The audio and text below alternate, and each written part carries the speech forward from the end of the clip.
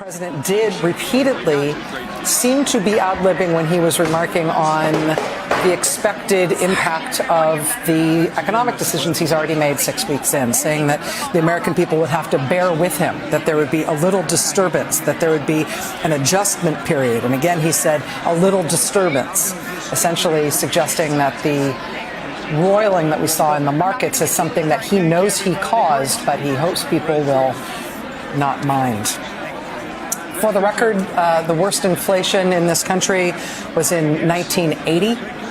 For the record, the economy that he was left by President Biden was not a catastrophe. It was literally the best economy in the world and was described by The Economist magazine as the envy of the world. That was the economy that was left to Donald Trump by Joe Biden. For the record, Social Security is not paying benefits in large numbers to 300-year-old people or 250-year-old people or 200-year-old people or 150-year-old people. In fact, the idea of Social Security as a bastion of massive fraud and overpayment is completely false. For the record, U.S. auto company CEOs are not psyched and delighted and so excited about President Trump's economic policies, including his tariffs. Take, for example, the CEO of Ford, Jim Farley, who said that Trump's tariff policies would, quote, blow a hole in the U.S. auto industry that, quote, we've never seen. The president flat out lied about U.S. versus European spending to support what used to be our allies in Ukraine. The U.S. has committed about $125 billion to Ukraine's defense. Europe has committed about $259 billion. The president radically misstating the character and quantity of our relative support for what used to be our ally, now appears to be only Europe's ally and no longer ours. For the record, Joe Biden did not close over 100 power plants. There were more utility-sized power plants up and running in the United States when Joe Biden left office than when he achieved office. For the record, there is no EV mandate. For the record, oil and gas production in the United States hit all-time records under President Joe Biden. For the record, even DOGE has never claimed that they have saved hundreds of billions of dollars in savings. The largest items they have claimed to achieve as savings in the U.S. budget have been debunked and they've been taken down, but even they don't falsely claim hundreds of billions of dollars worth of saving. For the record, and this is disgusting, the president made a spectacle out of praising a young man who thus far survived pediatric cancer, as if the president had something to do with that. This was in the midst of him praising DOGE. The DOGE cuts, among other things, have cut off funding for ongoing research into pediatric cancer. For the record, I will note that Donald Trump did admit in his remarks today explicitly that Elon Musk is the head of DOGE. And while that comes as no surprise to anybody who's been following the facts of this matter, that will end up in court because that is directly contrary to what the administration has overtly sworn to a federal judge about the leadership of DOGE. I should also note, and this doesn't have to be for the record, I'll just note it for our own experience tonight, that at that point in the speech, when the president talked about how we will no longer be ruled by unelected bureaucrats, Democrats in the chamber pointed and laughed at Elon Musk. Unelected bureaucrat. You go, it's like a fantasy, and then you come back home and you got to deal with reality. In the speech, he loves the military. In reality, he's cutting VA and throwing veterans out of work. In the speech, he loves cops. In reality, he's pardoning everybody from January 6th who beat the hell out of cops. In the speech, he holds up this cancer kid who everybody fell in love with. In reality, he's cutting cancer research. In the speech, he talks about a strong economy. In reality, it's terrorists and the stock market's in free fall. In the speech, he's got MAHA, Make America Healthy Again, and my good buddy Bobby Kennedy Jr. But in reality, there's measles ripping through Texas. There's more measles cases in Texas than there are transgender athletes in the country. So there's a speech which is fantastic, fantasy And then there's a reality that's getting worse and worse, and Democrats have to figure out some way to close the gap in public perception on it. This is why you always do your own research. This. All right, this should be fun. Research always goes really well for the mega crowd, so let's listen. Congresswoman Jasmine Crockett posted, "This is what a deal with the devil looks like. House GOP just voted to cut Medicaid," that's a lie, SNAP benefits, school meals, and housing assistance, all in exchange for giving corporation and billionaires a tax cut, all at the expense of the middle class. It's a lie. That's a lie. All right, so this woman's saying this is all a lie. It's a lie. If only there was some way we could figure out the truth. Oh, wait a minute. There is a way. You see, because the House Rules Committee just met 2 days ago about HCON Res 14, and they were allowed to make up rules about what they could and couldn't spend the money on when they appropriate this $4.5 trillion over the next 10 years. And just for the record, the House Rules Committee is made up of 9 Republicans and 4 Democrats. So let's start with Medicaid here. So as you can see, here's one rule, rule number 25, which was brought by a Democrat, and it just wanted to put language in this funding bill that said it would prevent funding cuts to Medicaid, and as you can see, it was defeated 3-9 with every Republican voting nay. And here's rule number 13, also brought by a Democrat, and it sought to put language in that would prevent cuts to the Supplemental Nutrition Assistance Program, or SNAP. That was also defeated 4-9, also all 9 Republicans voting against it. And here's still another rule, rule number 21, brought by a Democrat as well,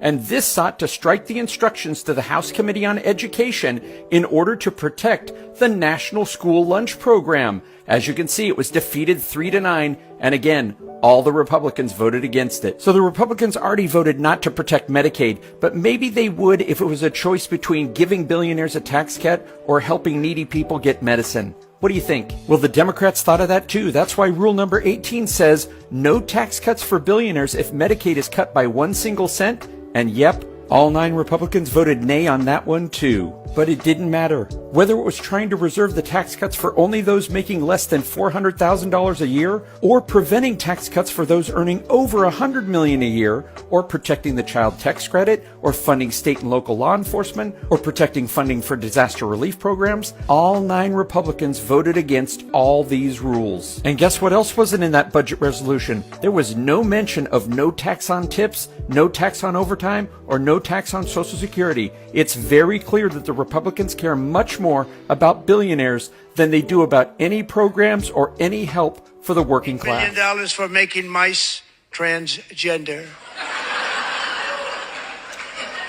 This is real. No, it's not. It's transgenic mice, not transgender mice. How about learning to fucking read first? What would transgender mice even be? Do you imagine it's just like a bunch of scientists in the lab yelling at the mice going, "What are your pronouns? Tell me your pronouns." It's literally one of the stupidest things I've ever heard, because transgenic mice have nothing to do with gender. At the most basic level, transgenic mice are essentially mice that have been genetically modified to study important things like cancer and diabetes and Alzheimer's. Transgenic mice are actually a pretty revolutionary improvement in the long-standing system of testing things on animals before we test them on humans. And this particular $8 million grant that he was referring to is for the University of Cincinnati to study how genes and environment interact. Again, literally nothing to do with gender. So Don, either you and your MAGA counterparts literally can't read, or you're trying to get your base all angry about something that never actually happened. Both are plausible, but I'm gonna bank on the lie. It's time for the trucker John live stream. Gonna be a good time. Oh yeah. The trucker John live stream. Come along for a good time. It's a good time, good time, good time, good time. Trucker John live stream. Gonna be a good time. Gonna be the time of your life. Gonna talk some shit. Hush your mouth. Gonna talk a little smack. Gonna talk whatever comes of it. You're gonna always wanna come back. Well yeah, it's the trucker John live stream. He's the biggest, baddest, funniest mother you've ever seen. Watch your mouth, he's headed south. Not even sure what that means. But if it's one thing I know, the Trucker John live stream is the best thing you've ever seen.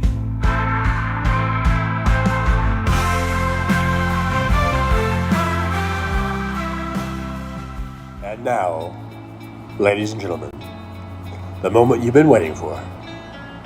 Trucker John.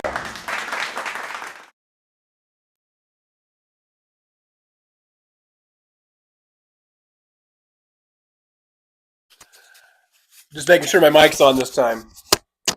Testing, 1, 2, 3. Hopefully you guys can hear me. If you can hear me, give me a big old thumbs up there in the chat room, if you would. But welcome, good morning. This is March 6th. It's 9:30 a.m. Getting a little late start. I pushed the wrong button. You want to know what happened? I just pushed the wrong button earlier.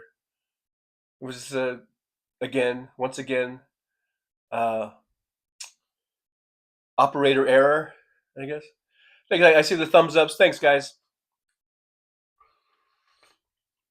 But here we are, 9:30. It's about 53 degrees, I believe. We're only going to get a high today of 56. I think we're done with the rain. It was kind of raining yesterday, off and on. I think we're done with the rain for today. I haven't really looked outside. I keep looking like that, but the blinds are drawn. I believe. Oh yeah, it looks like it's pretty sunny. Some patchy clouds out there. So I think our rain just blew through our yearly allotment of rain. We probably didn't even get an inch yesterday, but it did rain all day, like off and on. But anyhow, unfortunately, as you see my background today, I chose it says "Not My President," if you can see over there. But unfortunately, Donald Trump is my president. That's the unfortunate thing. The man is the most horrible president. Not just a bad president in being incompetent, but horrible as in being evil and being a destroyer. He's a destroyer. He's a destroyer of democracy.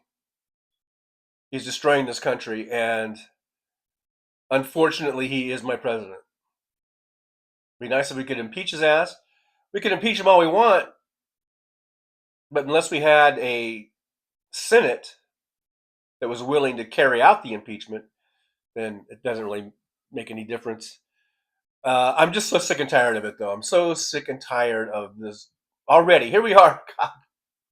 We're only, 6 weeks in? And I'm sure many of you share this feeling. We're done already. I mean, we're sick of it. We feel like we've already been put through the ringer, and we're only 6 weeks in. God help us. We've got almost 4 years to go still. God help us all. Anyhow, let me see who's in the chat. Let's say hi. We got James Jeremio here. Says, let's try this again, shall we? Yeah, I know. I messed up. Aaron's here. Hey, Aaron, good to see you. And Jolie's here. Thank you so much for my mods. The Soulcraft is here. Soulcraft says, working at not the habit. I'm thinking of the habit. Working at a habit for Humanity House. Got caulk all over my hands. Well. Now, good for you, man. That's a great way to spend your time. Carrie C is here. Tom Bias did another thumbs up for me, and has got the truck running, I suppose. Yakety Smack, Don't Talk Back is here. Good to see Yakety Smack. MJ Daniel, try again. Steve's here. Hello, Steve. Good to see you. Here, Fancy's here. All right, I'm back. Like and shared, ready to go. And Fancy, I know in the 11-second live stream that I did earlier, I believe was first. Fancy was first. But now in this one, James Jeremio. So there you go. Let's see. Tom Bias, I really believe that when Pab dies, it'll be like when the Wicked Witch melted in The Wizard of Oz, and all the evil flying monkeys are going to turn into the into men. And they're going to wake up out of their stupor and go, "What just happened, man?" That's going to be MAGA. I guess it would be kind of nice if when Pab kicks the bucket, Pab, as we so affectionately like to call him, if all the maggots all of a sudden became real people, that'd be nice. Maybe some will. I don't know. I don't think all of them will. But, to carry out that analogy there a little bit. Christina Weibel's here. Hey, Christina, good to see you. Thanks for joining us here in the chat room today in the old driver's lounge. VD Hertz. Boy, does it ever, I'm told. Says FDT. I think that's a flower company. Like flower arrangements.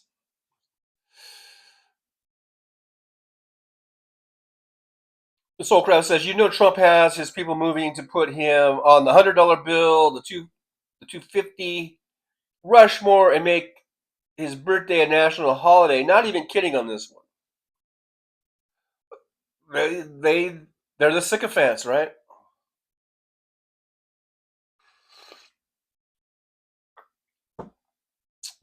VD Hertz says Israel voted with Russia, USA, Belarus condemning Ukraine. F Israel too. I guess Israel, they felt left out. They wanted to be part of this new axis of evil that we are in. Let's face it, folks. The United States, remember all this talk about the axis of evil? Well, look in the mirror, motherfuckers. Look in the mirror. We're part of the axis of evil now. And I guess Israel wants to be there too. Pam J is here. Hey, Pam, good to see you. Golf Marine says, didn't watch, most vile collection of lies ever assembled. I only watched through the House Sparks show. I did not watch, the feed from the networks or whatever. The only way I could probably, stomach that is through the lens of House Sparks. I'm just skipping down. I know I'm already behind. MJ Daniel says the Republicans want to privatize every department and funnel all of that money into their own bank accounts. It's the big steal. It's the big grift. It's the big heist. This is the biggest heist in the history of the world going on right now. I'm hoping, maybe I'm naive in this, but I'm hoping it all blows up in their face. I'm hoping that at the end of this, most of them die broke and penniless. And I'm talking specifically to Elon Musk and Donald Trump. Nothing would be more pleasing than to see that they have everything taken away, because they've proven that they obviously don't deserve the blessings that they've received. And I really hope it all gets taken away from them. Every single cent, every penny. One way or another, I know I just heard something where there's still charges being brought, or a lawsuit or something about, or some investigation about Musk, tampering with the 2024 election. Maybe that'll bring him down. I don't know.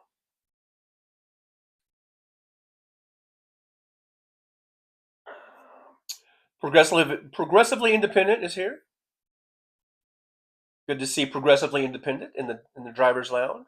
Thanks for being here. AM's here. Good to see you. Golf Marine is here. Says, so TJ expanding into news and info. Good show, John. Well, I just do these little clips that I steal, but I think they're pertinent. I think they're kind of pertinent. I try to make it topical, or at least something that's happened in the last day or two. So like the clips that I presented relate basically to Trump's, I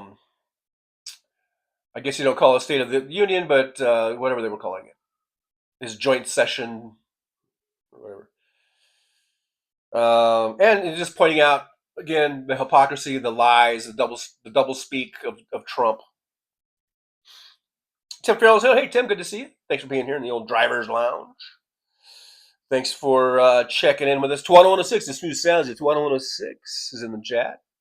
Tuan106 says, Jolie, anything I care from now on will be called Jolie. No other thing to say. Okay, that was nice, I guess, to say for Jolie. Golf Marie says, "Whether you, I think I'm kind of mid-thread on something. I did skip down. So I think that was a mid-thread type of a comment." Golf Marine says, for the UK, take check politics, social, a good time, and a nice break. Okay. Thank you. Sound works. The sound is working today. Mic is good. Thank you guys for that. I'm glad we didn't go 20 minutes into the show with me rambling on and couldn't hear the beautiful words coming out of my mouth. Robert Perez. Hey, Robert Perez here. Good to see Robert. Thanks for joining us from San Diego way. Robert Perez says, when I die and am reincarnated, I hope I come back as a transgender mouse.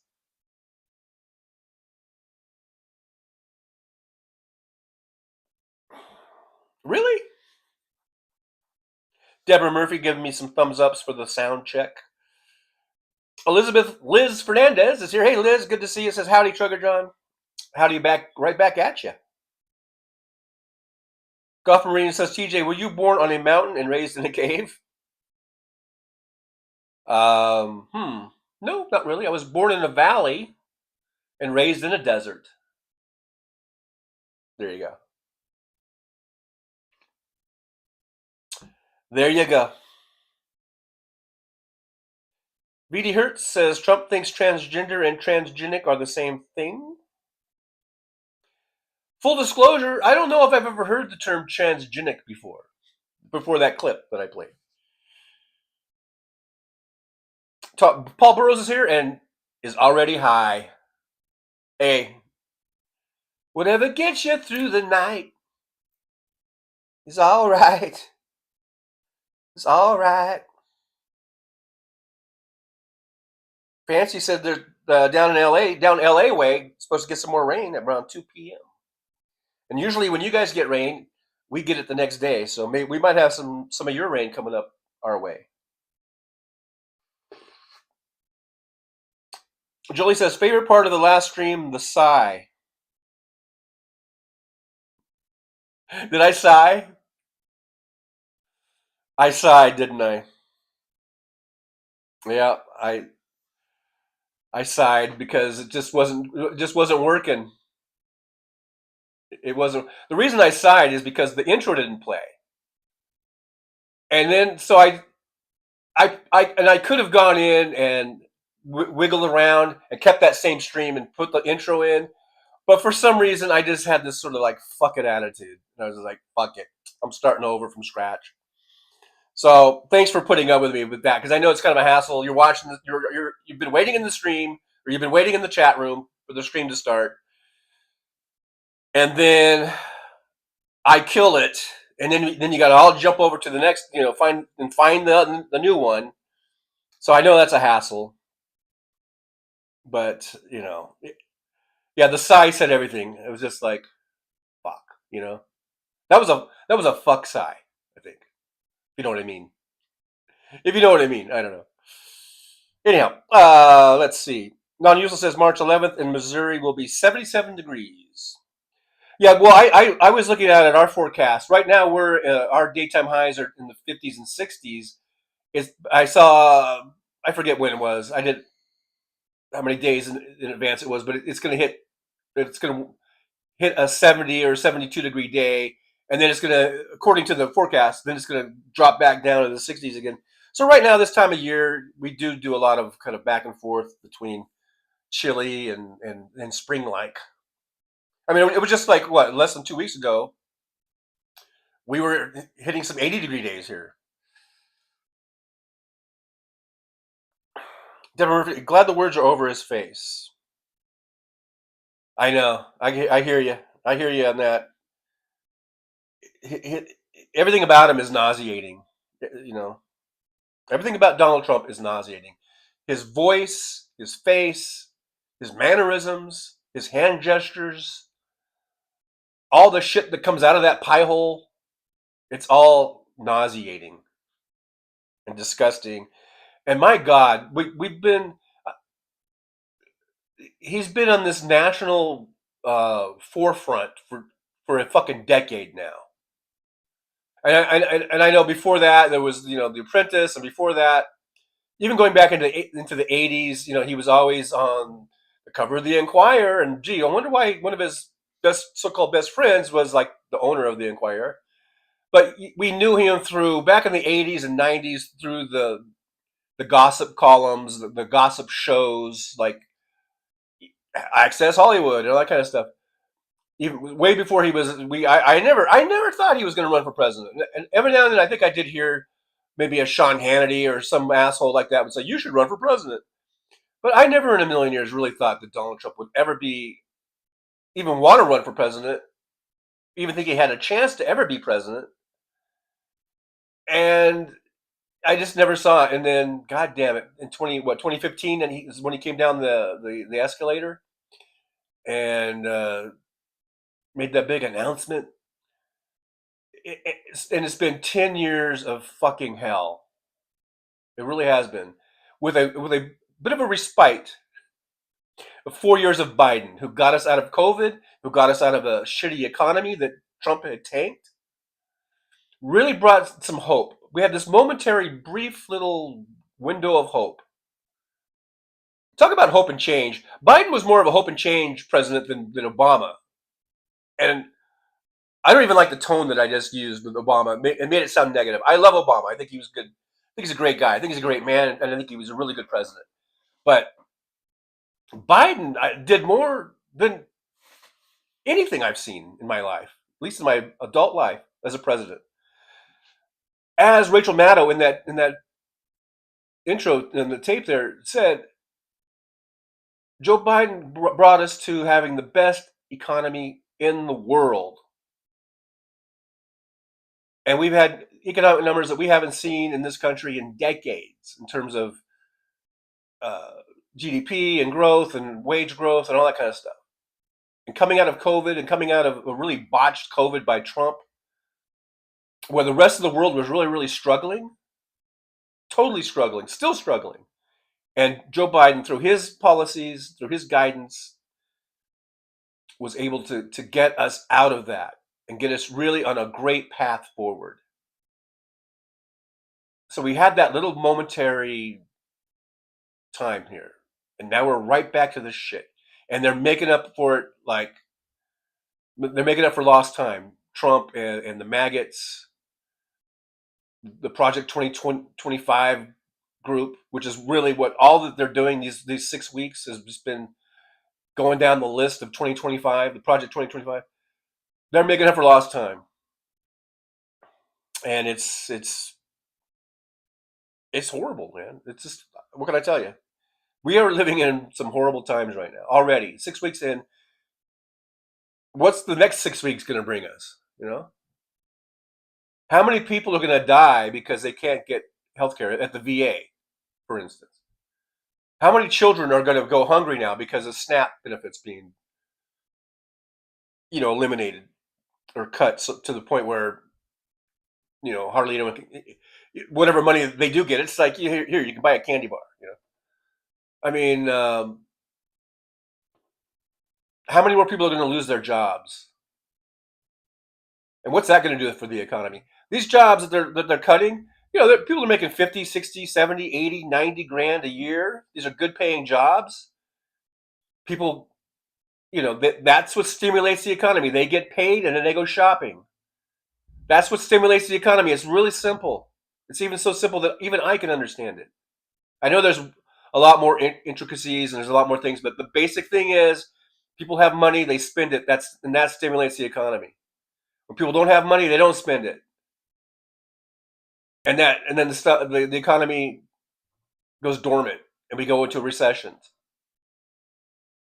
So I don't know how Trump thinks that this is going to be beneficial.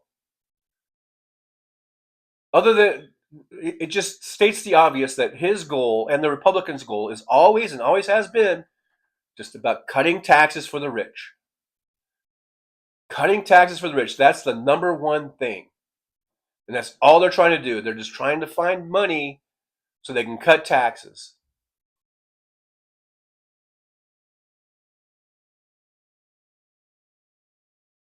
And they don't need to have their taxes cut. Like I've said, if I was a billionaire, a multi-billionaire like Trump professes to be, and like I guess Musk is, and all the Bezos or whatever, and after a certain point of your income, let's say, I don't know, they tax 90% of it. Anything over, let's say anything over $1 billion. I'll be generous because a lot of people say it should be anything over a couple million or a few million or 10 million or whatever. Okay, I'll give you the first billion. You're going to be taxed at 25% or 30% or whatever, and then anything over that, you're going to be taxed at 90%. Okay, I would still, you know what? At the end of the day, I would still be a billionaire. And you know what? With being a billionaire, I mean, that's more money than I could spend in a million lifetimes, probably. I mean, it's just sick. Their love of money is sick.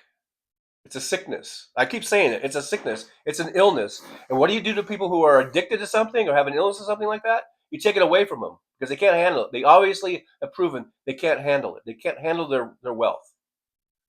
They can't handle that much money. And so it needs to be taken away from them.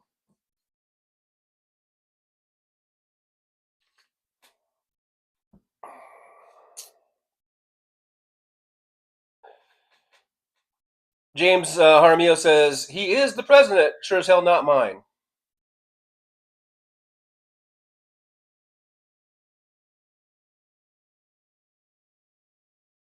Yeah, that's right. That's right, James. Yakety Smack says, TJ, your background, Trump's butt face don't matter. Uses same holders off him.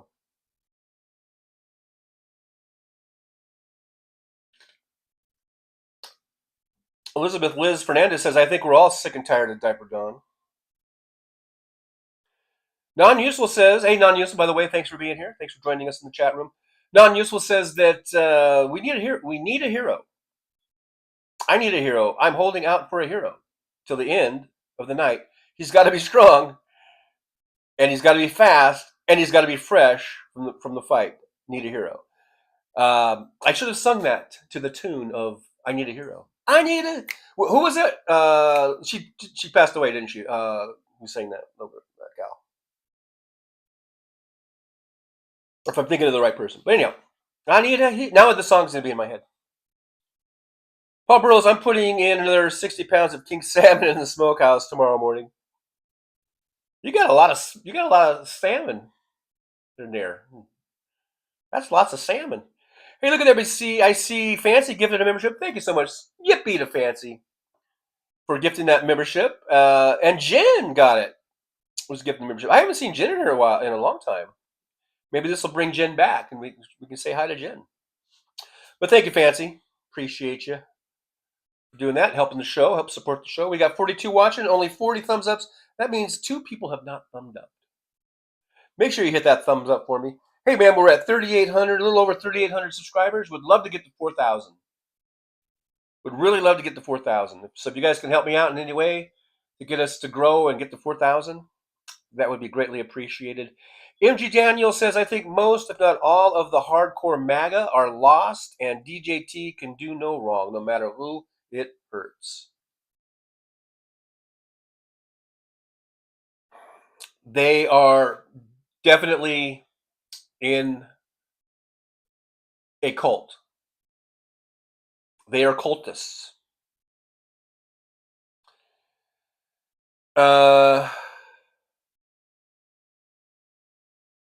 I'm not going to read that one to Water 106 because I totally don't agree with that, and I'm not going to even read it out loud. I'm not even going to give that the time of the day. That didn't come out right. William says we need Bastille Day in the U.S. It's like I said, at some point there's going to be a tipping point. Shit's going to hit the fan. I mean, it's going to hit the fan. Look, you think you Jan 6ers have... No. Dude, we're going to make Jan 6 look like a fucking day in the park. Because when the shit does hit the fan, like I'm thinking, and it's going to be a tipping point, the tipping point will be reached, and Americans truly do revolt, it's going to be all of us, left and right. That's the thing that's going to join us together. If one thing, I guess we could say about Trump, they're going to be bringing a lot of people together in a way that they don't maybe anticipate. You know, talk about bringing the country together. He's going to bring the country together in a point of revolt. This cannot continue. This cannot. What they're doing, what Trump and Musk and the whole administration is doing, this cannot be sustained. So it's either going to be a total destruction of this country, and it's going to become Russia 2.0 or whatever, or there's going to be a complete and total uprising, and it's going to take all of us, left and right. It will take all of us. And I do believe that there are plenty of right wingers. I don't know about the diehard maggots, but plenty of right wingers, plenty of so-called conservatives, so-called Republicans that are waking up to the harm that this man back here is doing to this country, and how he is destroying our republic. And I think there are a lot of Republicans that are getting slapped in the face right now. Mr. Bob Newell, I can't hear you. I can't hear you either, Mr. Bob Newell.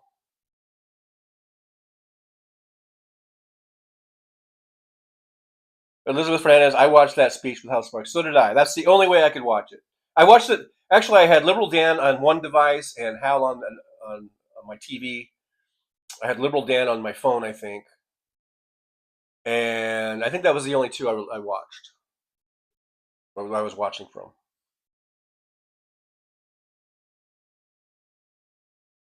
Oh, Aaron West is having surgery on March 14th. I hope that all goes well for you, Aaron. Our thoughts and best wishes will be with you on that day. So, hope that all goes well for you. Mr. Bob Newell, did you eat breakfast? I did. I did eat some breakfast. Jolie says, I love your clips before the show. Joker John, always things I haven't seen anywhere else. Oh. Glad you like it, Jolie. Thanks for that.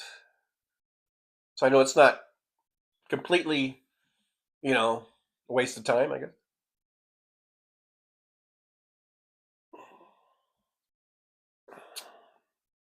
Golf Marine's recovering from foot surgery. Get it while it's still possible. Yeah, who knows what's going to be happening if we can even get stuff done, 2106, somehow a transgender mouse seems like the coolest thing in the world. I know, I'm just thinking of like a transgender. Well, I don't know. Being all dolled up or whatever.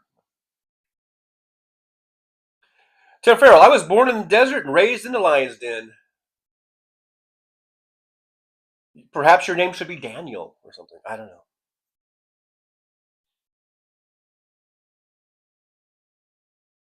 Golf Marine says, you guys don't know the old trucker hat Indian, born on a mountain, raised in a cave. Fucking and trucking is all I crave. No, I'm not.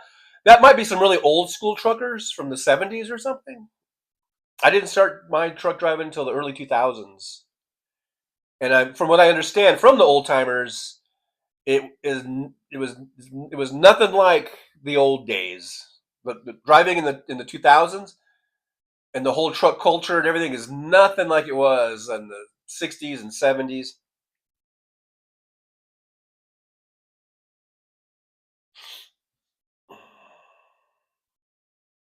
Golf Marine, I must be old. Well, it is what it is. You are what you are, I guess. Non-useful transgender mice have a swagger. Tom Bias, super chats, anyone? There is a goal. We do have a goal set, if you did see that. Let me skip down a little bit in the chat. In the old chat room. I try to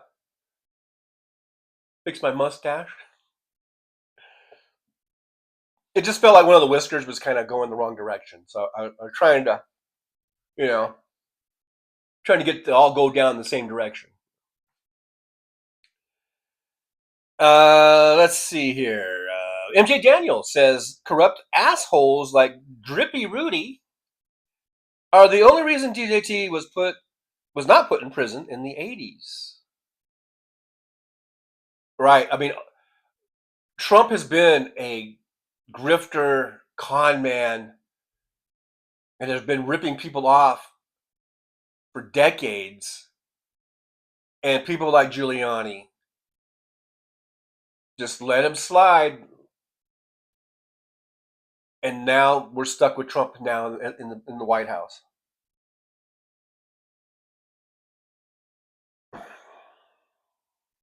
They should have got him then. But, of course, Giuliani, who everyone's, he got the moniker America's mayor. And all that's kind of bullshit. What bullshit that is, right? Don't believe these monikers.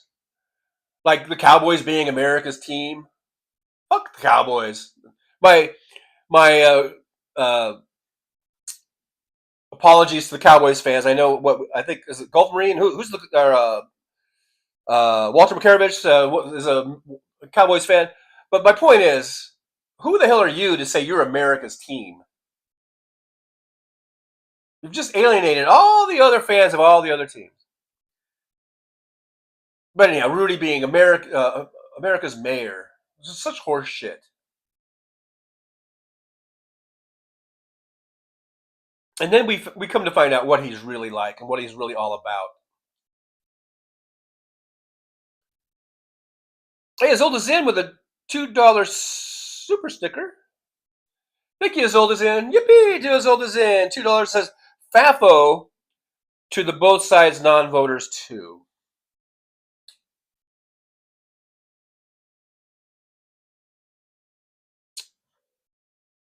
I know, the fucking around and finding out stage. We're in the finding out stage. Like I said, a lot of people are getting slapped in the face. Talk about not being woke, or like I think at this joint session or whatever speech, didn't Trump kind of ended it with like no woke? This would be no woke. This would be the end of woke. Well, you know what, motherfucker? I think you're about to wake up a bunch of motherfuckers, Trump. And it's going to come back to bite you in that big, fat, fucking diapered ass of yours.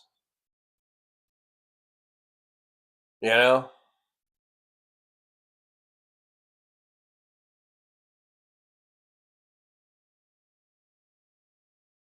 I'm just skipping down here a little bit. There's a lot of mid-thread stuff. I don't know if I want to read or not. BD here says 3 GOP presidents during the 1920s driving the USA deeper and deeper into economic hole with more and more tariffs took FDR to get the USA out of it. Absolutely. Absolutely. And the American people were so fucking happy they elected him to 3 fucking terms. And if he hadn't been in poor health and died, he would have gotten a 4th term. And that's why the Republicans in the Congress, said, hey, we need to put a limit on these presidential terms here. And that was all about stopping FDR. If they had known he was going to die like that and so early or whatever, then they might have not done it because they want to get one of theirs in forever, like they're trying to do with Trump now.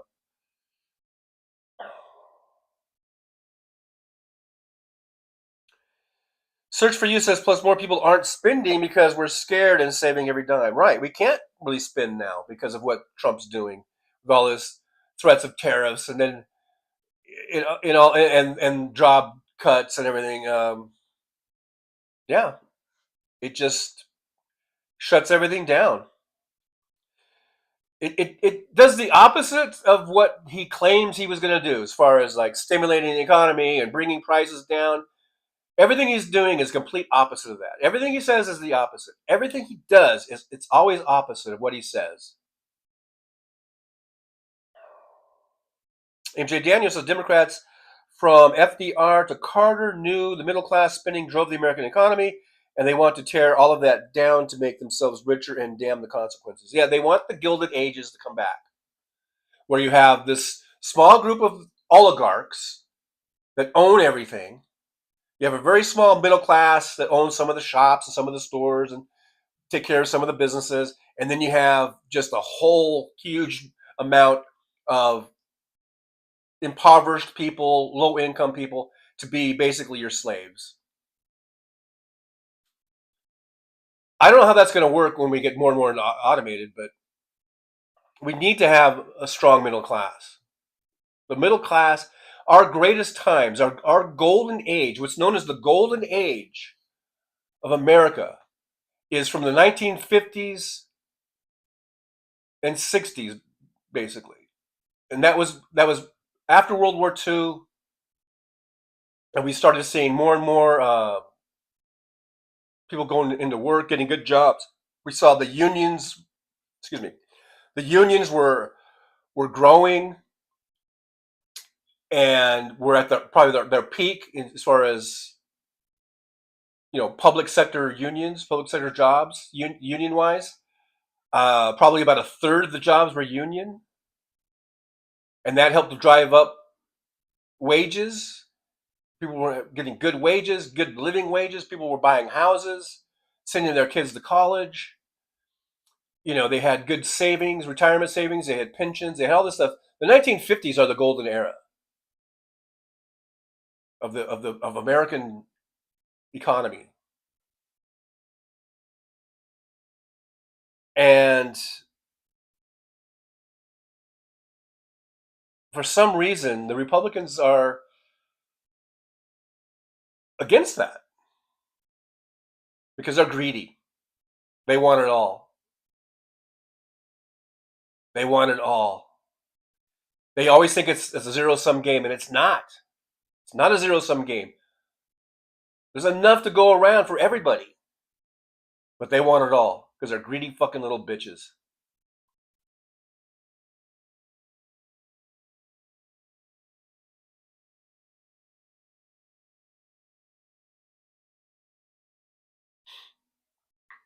Robert Perez says, yes, $1 billion is a lot of money, but oh boy, would I like to die trying to spend all that moolah. My point that earlier that I was trying to make is that you could tax the fuck out of these motherfuckers and they would still be richer than anything. Richer than the Dickens, as I like to say.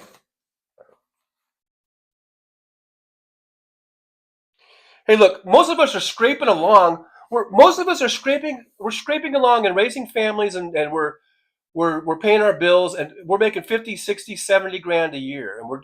And some people some people are making 90 or 100,000, and they're just getting by, and maybe that gets them a nice vacation or something. That's what most Americans are doing. So could you imagine, and that's on 70 or 80 grand a year or whatever. Can you imagine if you had incomes in the multi-millions of dollars every year, and you were worth multi-millions or hundreds of millions of dollars? Not even talking about billionaires and trillionaires.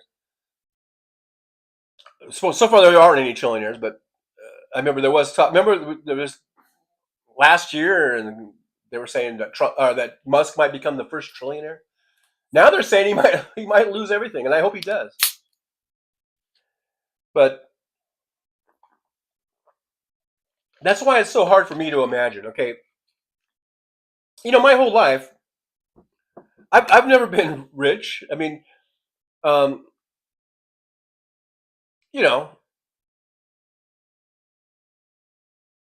always made probably a lot of years below average income, but I've always been around average income, median income,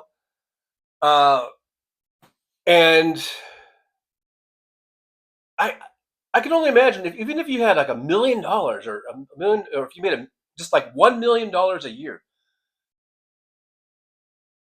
how different your life could be just on $1 million. Just think of that.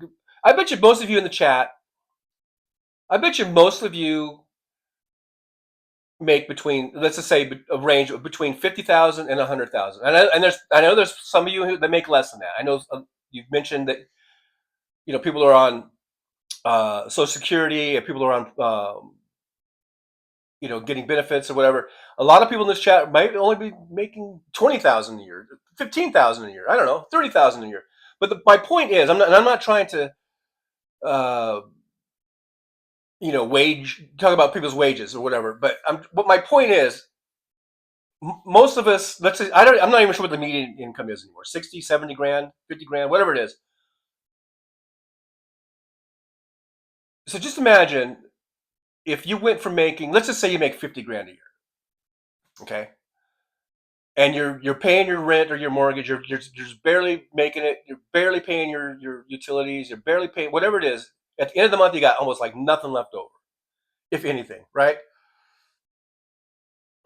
Can you imagine if you went from a $50,000 a year to just say $1 million? Every year you made $1 million. And even after taxes, let's say you cleared 500,000. Okay? Let's just say that. Keep the numbers simple. I don't even know. Let's say you clear a $500,000. And I know a lot of people they will cry and say that that's awful, that the government got their $500,000, la-di-da-di-da. But how many of us would give a fucking right nut, your right nut, to make 500 grand a year? Probably all of us. And that's just an expression, okay? I know there's lots of people in this chat that don't have nuts. Give your right ovary or something. I don't know. My point is, I'm trying to make a point. I don't know if I've made the point yet. My point, I guess, these guys that are, almost everybody that's in the Trump administration, almost all of them are either multimillionaires or they're billionaires. So how the hell can they even relate to us that make 50 or 60 grand a year? How could, there's no way that they're so out of touch with reality.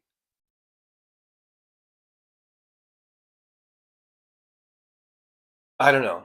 It's just,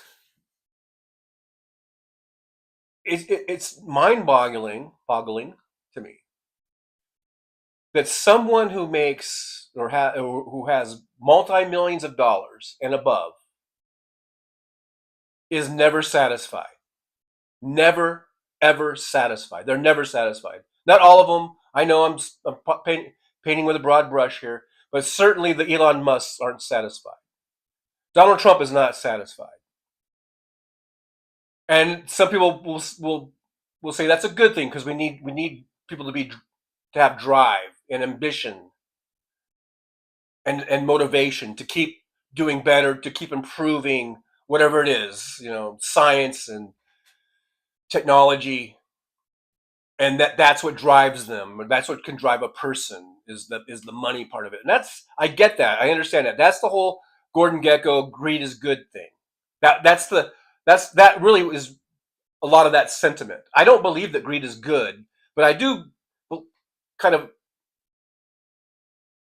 agree with that sentiment that there is a drive. You need to have a drive, a motivation to keep going, to keep improving. But at some point,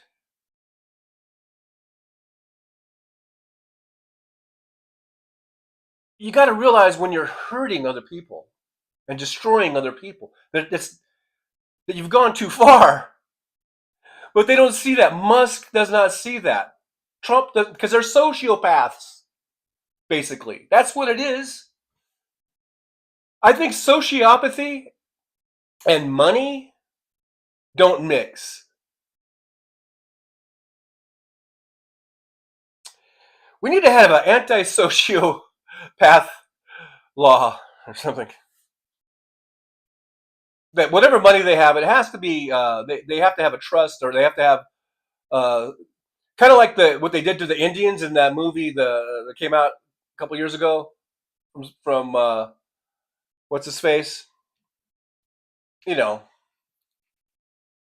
uh, what was it called, the flower in the dirt or something, about a true story about the Indians in Oklahoma that where they found oil on their reservation and they became some of the richest people in the world, but because they're Indians, they had to have every dime kind of controlled by a white man, by a white conservator, I guess.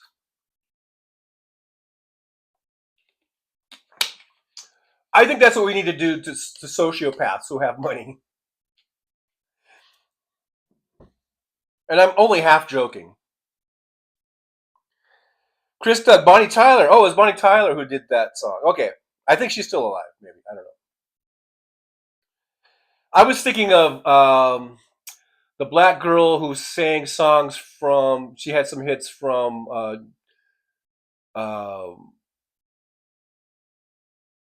not Dirty Dancing. What was the movie with Kevin Bacon? The dancing movie? That dancing movie? But anyhow. Tim Farrell says, tax 25% on every dollar over minimum wage. Watch how fast the wealth gap shrinks.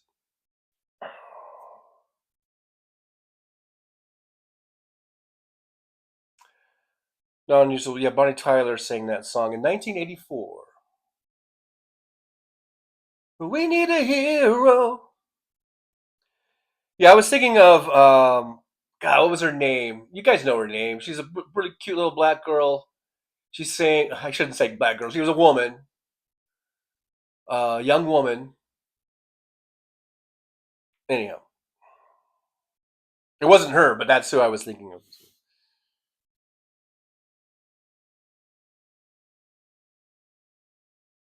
AM says it's starting to tip. Justice Roberts and Justice Barrett sided with the other liberal justices to release the USA funds. Well, that's a good thing. That is definitely a good thing.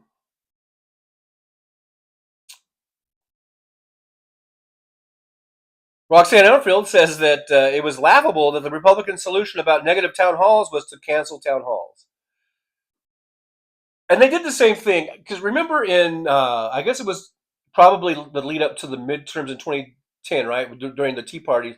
Remember the Tea Partiers, they were crashing Democratic town halls and causing a big hullabaloo. So I remember at some point the Democrats learned from that.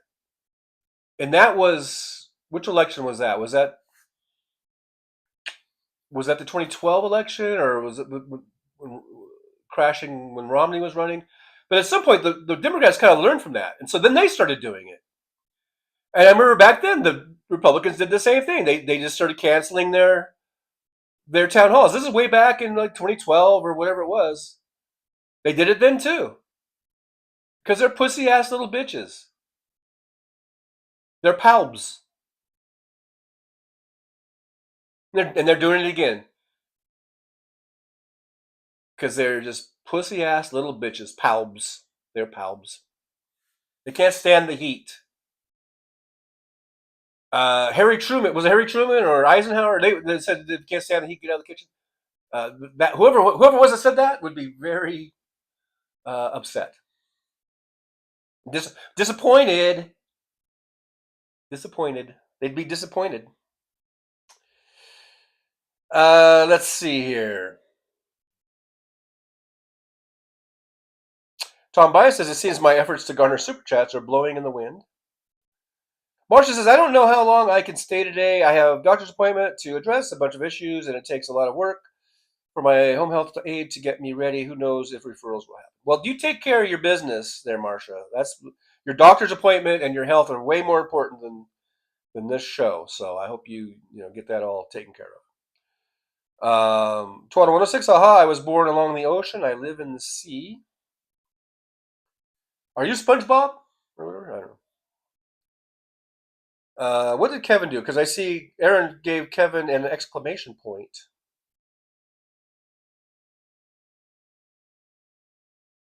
And I don't see Kevin. But Chris Doug says, Paul, Tina did We Don't Need Another Hero. Kind of the opposite sentiment, I think, there.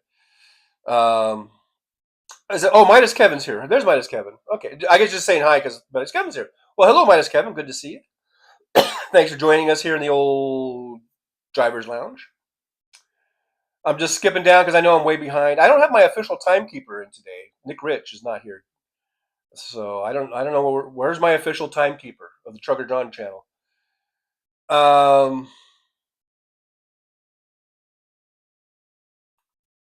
So I'm skipping on down. Fancy did his on a coffee run.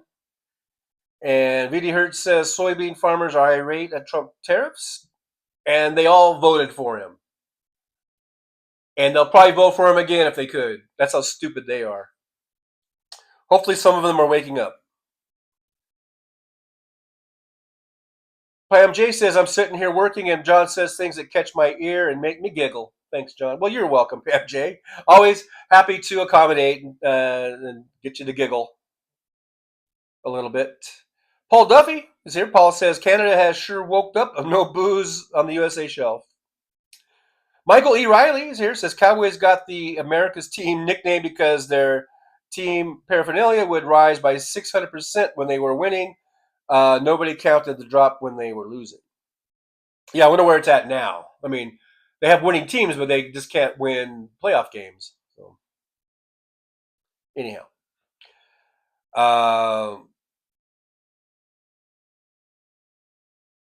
Non-useful says, no vacations here until he's dead.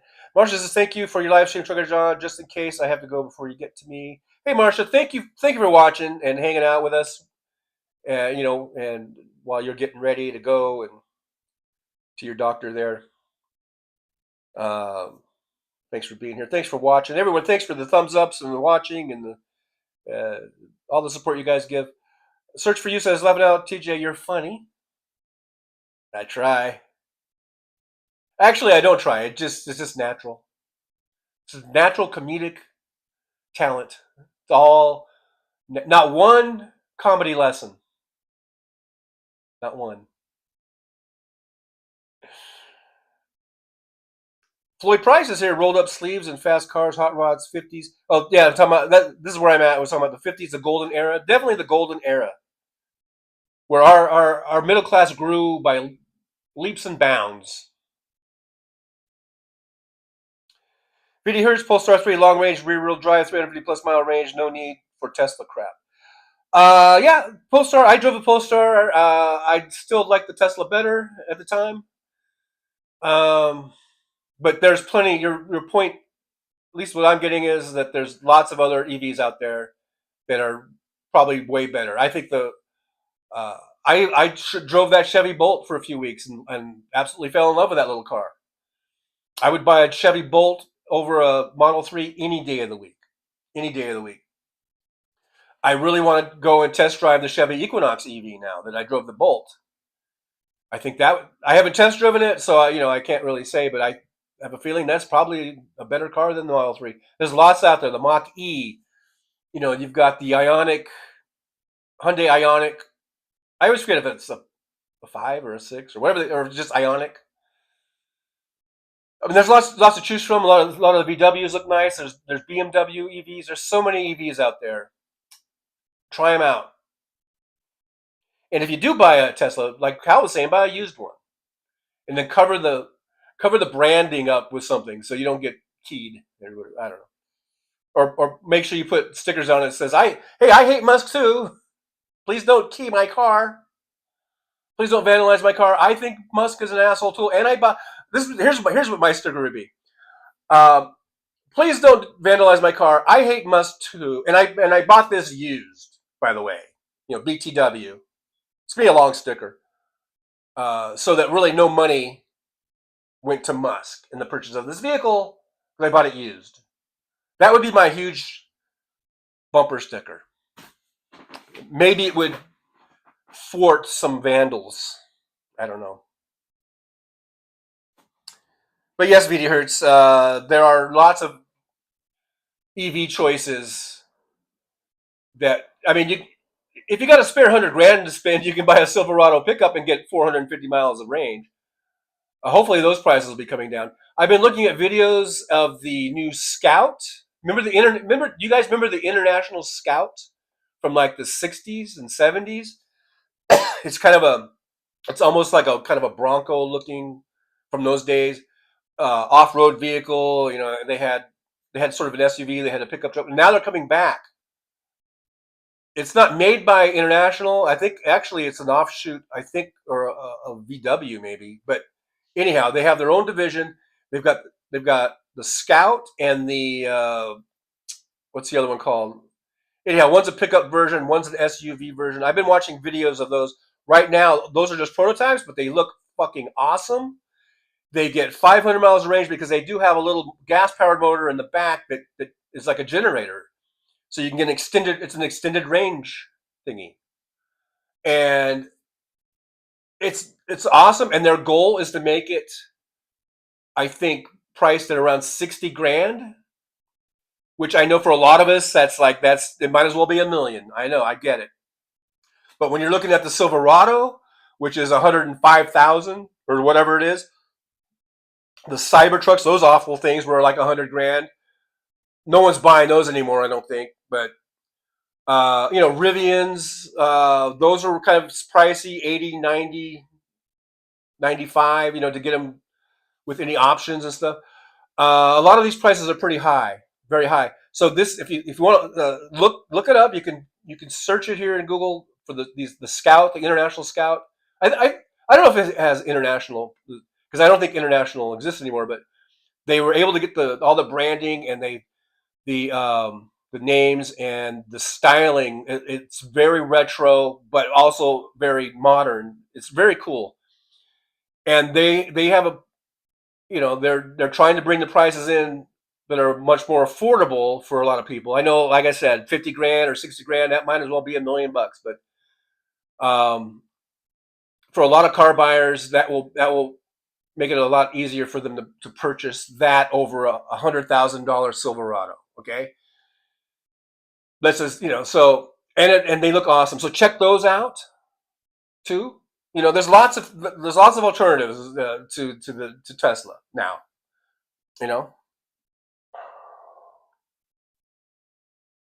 Walter McCarrick's there with that cowboy star there in his icon. Says, good morning, Trucker John. Do you think that you would really see people in your community stand with cuts in education and UN resolution votes to stand with world dictators, and they still believe in Trump cult? I think that a lot of them are going to get woke. As much as they hate that term, a lot of they're going to get woke. Some of them won't. Some of them will go down with the ship. But I think a good number of them are going to wake up, smell the coffee, and, I think it's going to be. Non-Yule says, now James says 50K not even close. Non-Yule says the most we made in 1 year with 2003 was 175. So there's some ranges there. I mean, like I said, I know a lot of us in this chat make well under 50,000. I was just trying to. My point was, can you imagine? Okay, whatever it is you make, and I bet you most of us make less than 100,000. I bet a lot of us in this chat make less than 50. A lot of us make 25,000 a year, whatever. My point wasn't how much you make. My point was, can you imagine if you made $1 million all of a sudden? You went from making $23,000 a year as your income, and then all of a sudden you started making $1 million. Could you just imagine how much your life would change? How different your life would be? And these fucks that are supposedly worth tens of billions and hundreds of billions of dollars, they say that we're the ones that are going to have to hurt. We're the ones that are going to have to feel some pain. Motherfucker, we live our whole lives in pain. So fuck you, Elon Musk. Fuck you, Donald Trump. You cocksucking motherfuckers. We're the one. We've lived our whole lives in fucking pain. The pain of just trying to live paycheck to paycheck. The pain of trying to keep a goddamn roof over our heads. That's the fucking pain we deal with on a daily basis, and we have for our whole fucking lives. And these motherfuckers that have untold amounts of money, hundreds of millions and billions of dollars,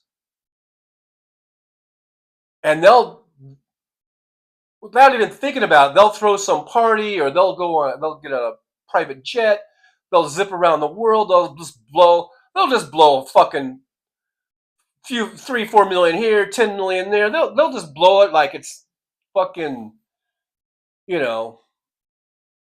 pennies that they're just tossing around. But goddamn it, you try to tax them an extra nickel, and you would think that you just fucking cut their dick off. That's the whole thing that about secession. When I was watching the show Secession on HBO, that's one of the things I got from that. How fucking this is a billionaire family.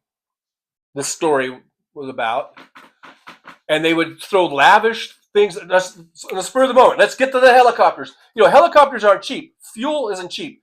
Having pilots on staff isn't cheap. And let's go have a softball game. Hopping in a bunch of helicopters, flying to some place in fucking Vermont or whatever. They're in New York City, and they fly to somewhere up in New England, and they just rent the whole park, or they rent something and take it over. And who knows how many millions of dollars they just dropped just for a spur of the moment. Hey, let's have a little get together. Must be nice, right? Let's just fucking drop $5 million today on this little thing we're gonna do, and then we're gonna be there for a few hours, and we're gonna come back,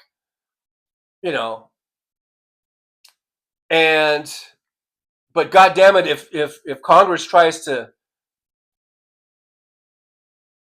raise their taxes back up from 19% to 26%, oh my God, you'd think the fucking world was coming to an end. That means less jaunts to our private little parties, our little, spur of the moment helicopter trips. Fuck them. Fuck these rich puke ass motherfuckers. I don't mind. Hey, and you know what? And I don't mind if they did that all the time. I really don't give a fuck. But when they start buying Congress and they start getting involved in politics, and they want to make the playing field very uneven and tip everything in their favor. It's not like they don't already have things in their favor. They want everything in their favor. Everything has to be in their favor. Everything. And that's what's disgusting. Stay out of my politics. Stay out of my government. Go live your rich life. Have your helicopters and your private jets. And go and fucking, go jet set all over the world and do whatever the fuck you want. I would do that too if I had the money. But I'm not going to buy off senators and representatives and now presidents like Musk did just so I can lower my taxes. Fuck that.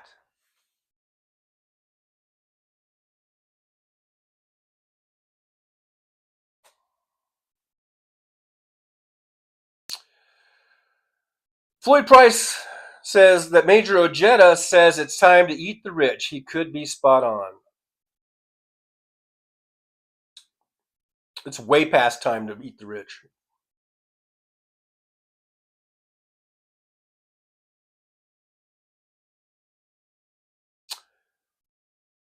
Search for You says Tesla needs to go down the shitter.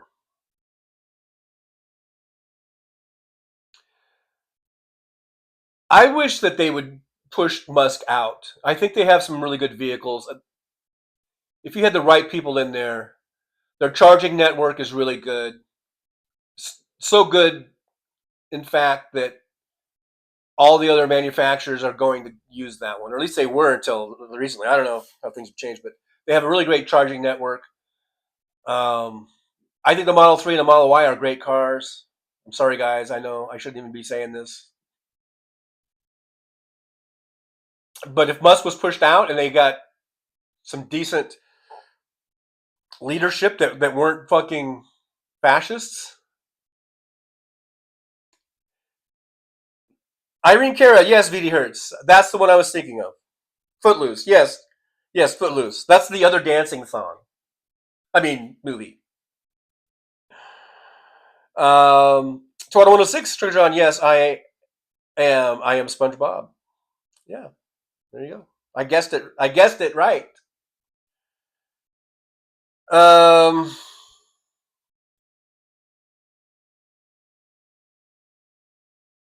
VD Hertz says every single damn senator voted for Rubio, Secretary of State.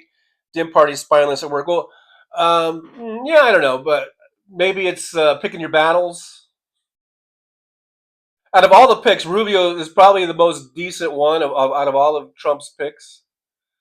If they didn't vote for him, who was he going to put in? Fucking MTG or something? I mean, I don't know. Sometimes these things are a little different on, it's a little more than just that, I don't know. I don't know if that's spinelessness. I mean, I guess they could have all voted no, and he still would have got passed because the Republicans would have the majority. So, and I don't know if their constituents would have minded that, right? You know what I mean? So, I don't know. Yeah, you're probably right. They're spineless. I don't know.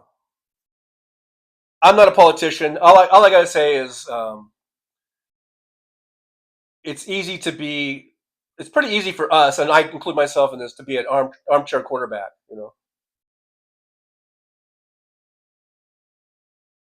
Let's see. Fancy says I'm interested in the new Mexican. I think it's called Olean. Oh, they are $4,500 starting. They're so cute. Oh, is that a new EV? I haven't seen that. $4,500? Is that an EV? I did skip down in the chat, so, and I'm a bit mid-thread on this one apparently. If that's an EV for $4,500, or was it a bike or something? I don't know.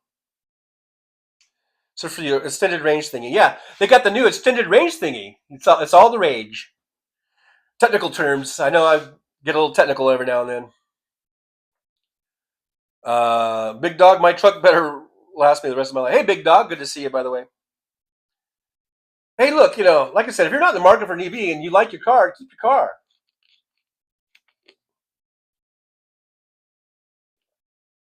Keep your gas-powered car, and that's fine. I have no problem with that.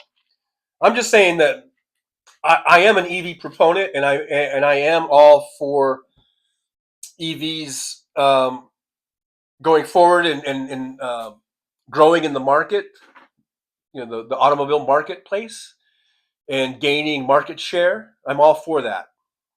But if you drive a gas-powered car and you love the thing, and it's fine. I have no problem with that whatsoever. VD Hertz says Rivian doesn't have the happiest customers. I'm not sure what that's about. What did Rivian do now? Are they just bad customer service or something like that?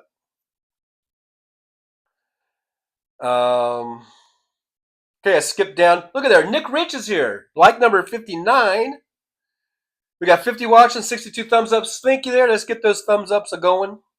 Nick Rich, official timekeeper of the Trucker John channel. I've been wondering. I've been lost without my timekeeper. Nick Rich says, just got back home, 1:28 Eastern time. Good day, folks. So look at there. I'm about, 9 minutes behind now. Of course, I cheat by skipping down in the chat. Otherwise, I'd be 2 hours behind. Let's just face it. Let's see.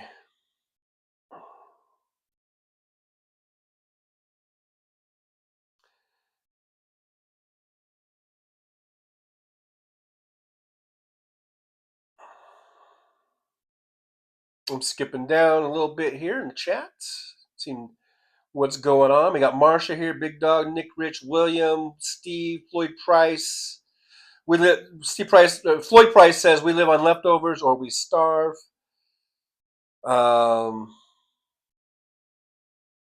Jolie says Big Dog Canadians aren't the only ones. I was watching a UK political stream, and he was talking about how he used to always stick up for us, but he's not doing it anymore. Everyone hates us. We've become a pariah. I'm not sure what a pariah is, but I know it's not good. And I know it's something you don't want to be around. So that's why we're the pariah. No one wants to be around us anymore. Thanks to Donald Trump. Probably because that's an extension of Donald Trump. No one really wants to be around Donald Trump unless you're a total sycophant and you think maybe you'll get something out of it.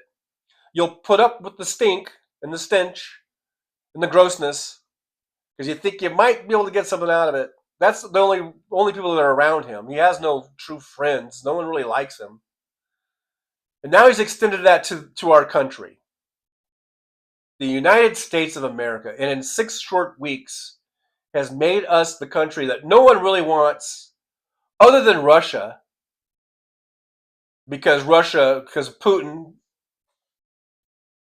thinks that he can manipulate Trump, which he is, and he can infiltrate us, which is what he wants.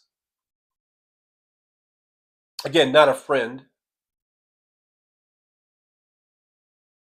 Donald Trump has made us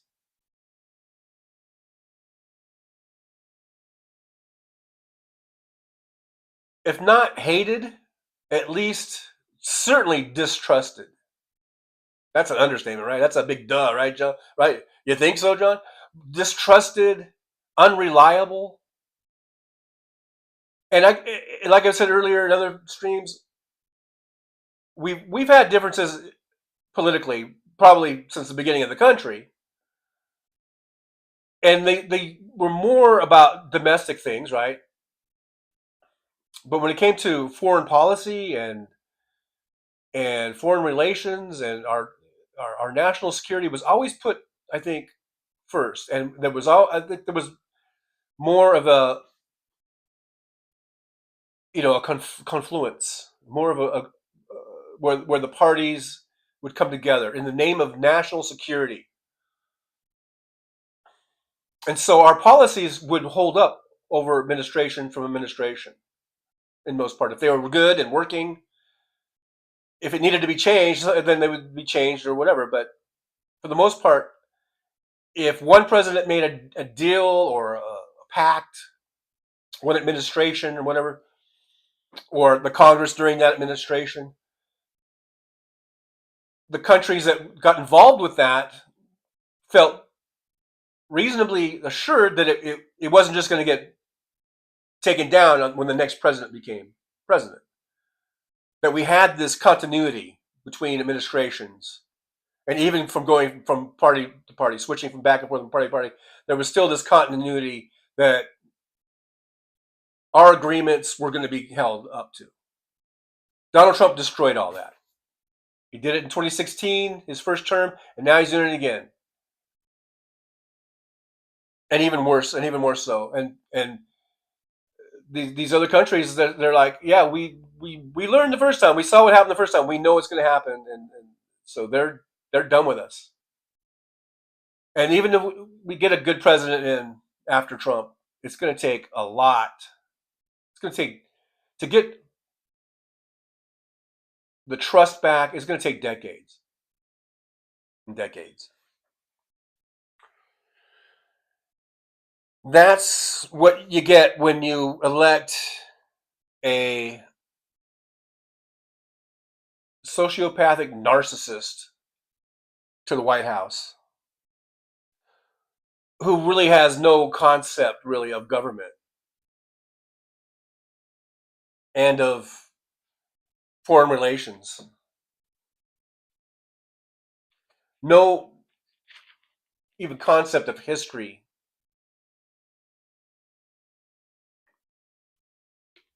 The historical relations between the countries. He's a horrible, horrible president. Horrible person, but he's a horrible president.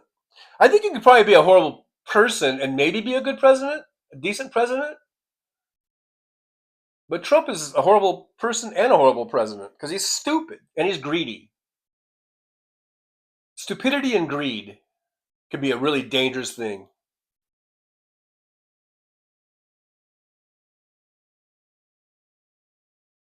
VD Hertz Rubio is still shit. Yeah, but like I said earlier, when these picks were first being announced, some are just the less smelling turd than the other turds. Mark Rubio, I'm going to call him Mark, good old Mark Rubio, little Mark Rubio. He might be a little less of a smelly turd than, say, a Tulsi Gabbard or a Kash Patel or a Hog Sweat, whatever his name is.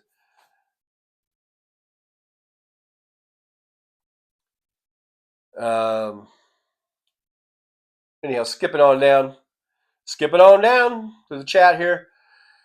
Nick Rich says 9 minutes behind.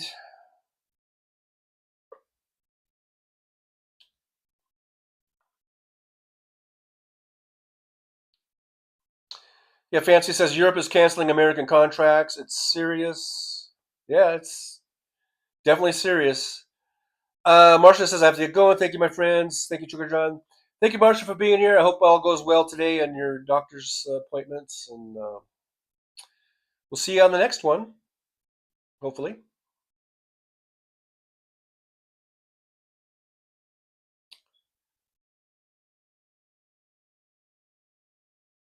Big Dog says the thing that has me the maddest is the 80,000 VA employees that are fixing to be cut. Yeah, and that's, I was talking about that earlier. How many people now are going to die because they're not going to get the care they need? And obviously Donald Trump doesn't give a fuck. He didn't give a fuck about the million people he killed COVID. He's not going to give a fuck about losing some people from the VA because he's a sociopath. He's a fucking sociopath. I can't say it enough.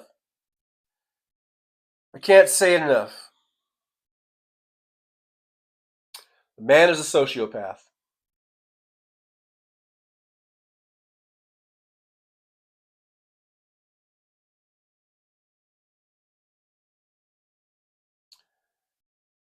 Roxanne Epstein, making bank. Zach is here. Hey, Zach. Good to see you. So just a general, hi, everybody. That's just advice, right?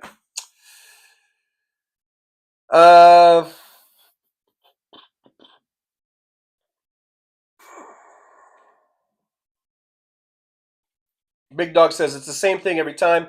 Create a problem, blame someone else, goes back the way it was, and claims victory.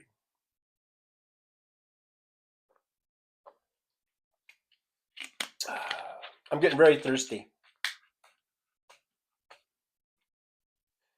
Nick Rich, Fisher Timekeeper of the Trucker John channel, says 10:45. Look, I'm 3 minutes behind because I have been skipping down. Chris Doug, Marco Bot. Hey, there's John from Las Vegas. Good to see John. Thanks for being here, John. Thanks for joining us. John from Las Vegas says stupidity and greed should be the title of Trump's biography. And just reading that, what you wrote, stupidity and greed, it just reminds me, it was an Animal House where he's like, fat and stupid is no way to go through life, son. I mean, I think stupidity and greed is no way to go through life either.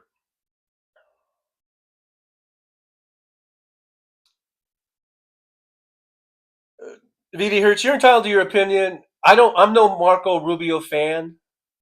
Okay? I think he's a piece of shit too. I just think that you're kind of wasting your energy if you're going to complain about because they voted him in. He was going to get in anyhow. So,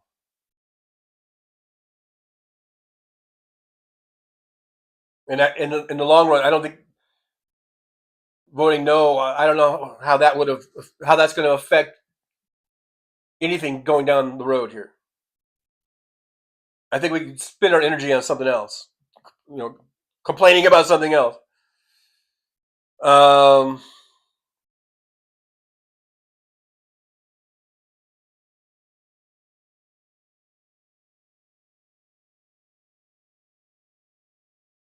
Because how many people even pay attention to this shit? We need to stop. I think we need to stop the circular firing squad, and we need to encourage our representatives to do meaningful things that everyday working people are going to see. They're not going to see. They don't see who votes for whom. They really don't. They see their egg prices. They see their gas prices. They see all that shit. So Democrats need to do something that's going to get in people's faces. Not voting for Rubio. No one gives a fuck about that, other than you and me and a few of us. But the everyday working stiff isn't really spending their time on what was the vote count on that Rubio selection.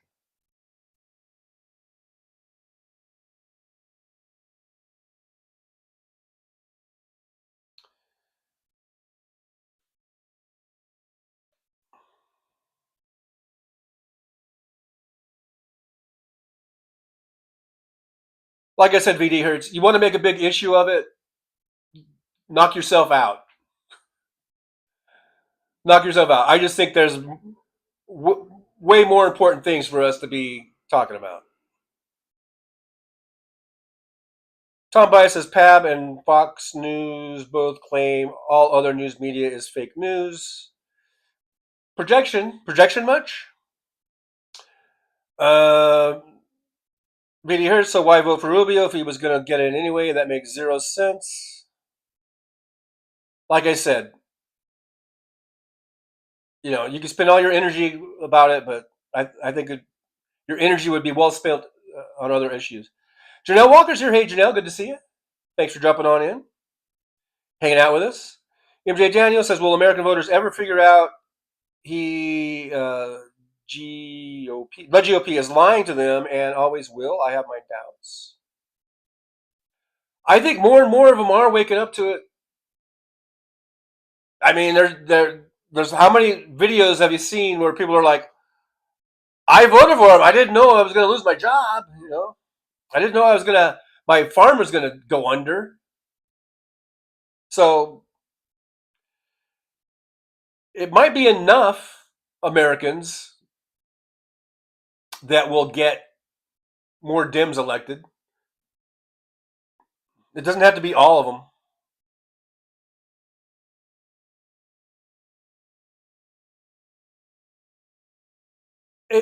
VD Hertz, I agree. Marco Rubio is not my favorite person.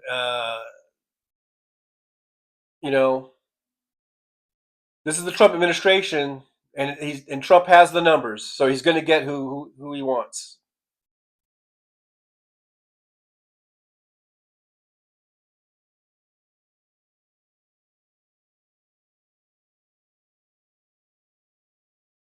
Big Dog NC says the Dems need coordinated effort. At the speech, little groups did their own thing. They need to speak with one voice. Yeah, that would have been nice, but the overall picture of things, is it going to make a difference in 2026?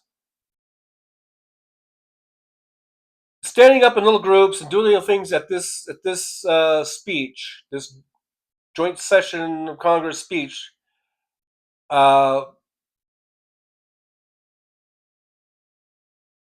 that going to make a difference in 2026 when we vote, when the American people vote? I don't. This speech will be forgotten, long forgotten by then.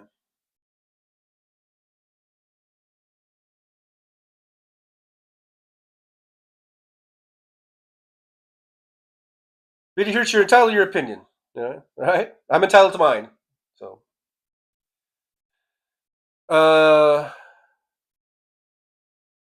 if you're insulted, then maybe you need to grow a thicker skin. Like I told you in the last stream, you act like a little child when I'm trying to go shopping with my little kid, and he sees a toy, and he starts crying about the toy, and I'm like, no, we need to go and get some food. Not spending the money on the toy. That's what you remind me of. A petulant child.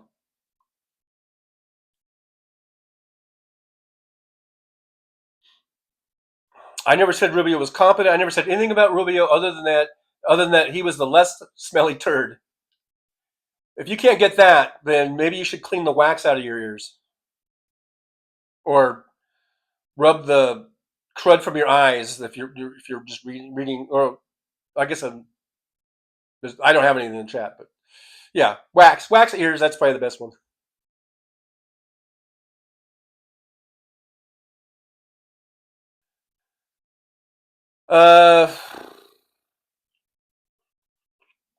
VD Hertz, you can leave if you want. I don't know, whatever, dude. Like I said, you're entitled to your opinion. I'm entitled to mine. And if you're insulted, and you're going to insult me by calling me a fucking moron, or that I remind you of a fucking moron, whatever, dude. Michael E. Riley says, yes, it will make a difference because Republican voters are of a single mind. Hurt us, we fight ourselves. Michael E. Riley, by the way, thanks for being here. I'm not sure if I've seen you before, so thanks for being here. Nick Rich, VD is a bit snarky. I think VD needs some penicillin or something. Roxanne, what happened over Little Marco? What happened over Little... VD is just bringing up the fact that he was passed through his Senate confirmation. And I guess all the Democrats voted for him, and it's really rubbed VD the wrong way, which is kind of ironic because VD can rub things the wrong way. Or no, I don't know. Hey, look, I'm no fan of like I said, of Mark Rubio. I'm no fan of Donald Trump. But Donald Trump's the president, and Donald Trump has the numbers in Congress. So he's going to get his picks through, at least for the most part, unless you get Republicans to come over and join you. And before they vote, they have a pretty good idea. They know if something's going to pass or not. If the Democrats could have gotten a few Republicans to jump over, then I'm sure the vote would have been completely different. But if they know that they're all the Republicans are going to vote for them, then what's the fucking point?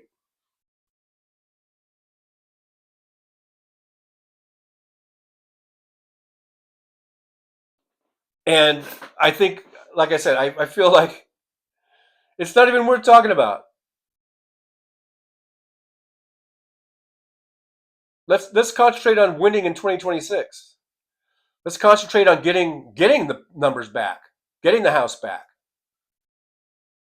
Is the Senate reachable? That's what we should be talking about. And personally, I don't really give a fuck who voted for Marco Rubio when I know he was going to pass anyway. I mean, okay, I live here in Nevada. I don't know. Okay, apparently all the Democrats voted, so that means Mastos Cortez voted. Well, voted for him. I think she'll be up in the midterm because we just elected the other one, Jackie. What's her face? I'm blanking on the names now. So in 2026. Because she voted for Marco Rubio, do you think I'm going to not vote for her? I mean, I don't think she's going to be primaried, and as far as I know, she's going to be running for re-election. I don't think she's being primaried. Should I be pushing for her to be primaried? And then take the chance that that's going to weaken our position and maybe a Republican gets in that seat? Is that what you're suggesting? I do, VD? Should I do that? Should I make a campaign and make a big effort and a big deal to try to primary Cortez Mastos? I know I'm probably butchering the name. My senator from Nevada, who I think will be up in 2026.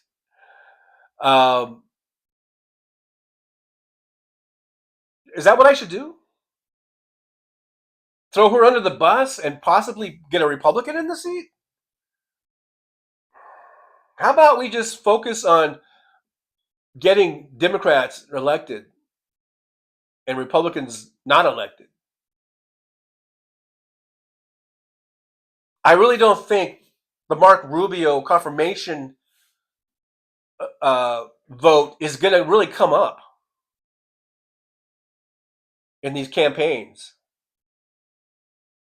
They're going to be talking about, in 2026, they're going to still be talking about egg prices and inflation caused by all these job losses and unemployment going up and GDP crashing and the stock market crashing.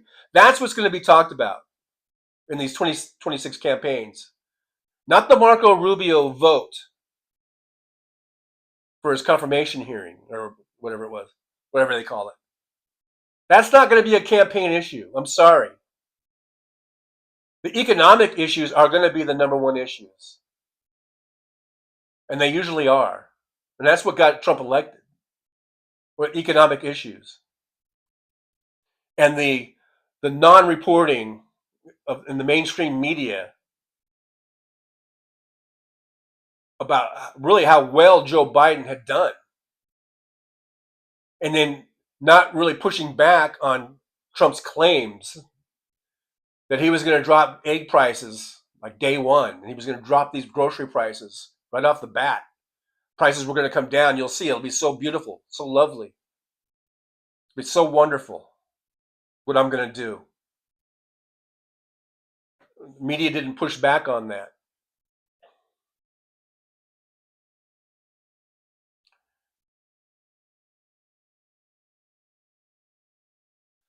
That's what's going to be the issues in 2026, not Marco Rubio's vote count and who voted for him.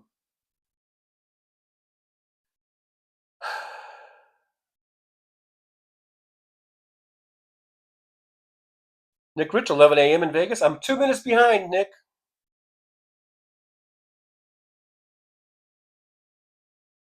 Tom Bias, we need to unify our issue of legalization of recreational marijuana.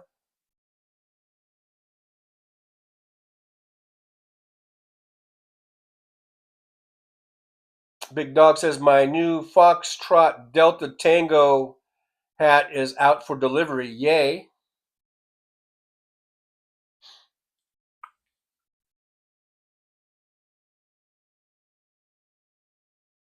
Roxanne Epstein, maggots is fitting to me. They ain't got no friends.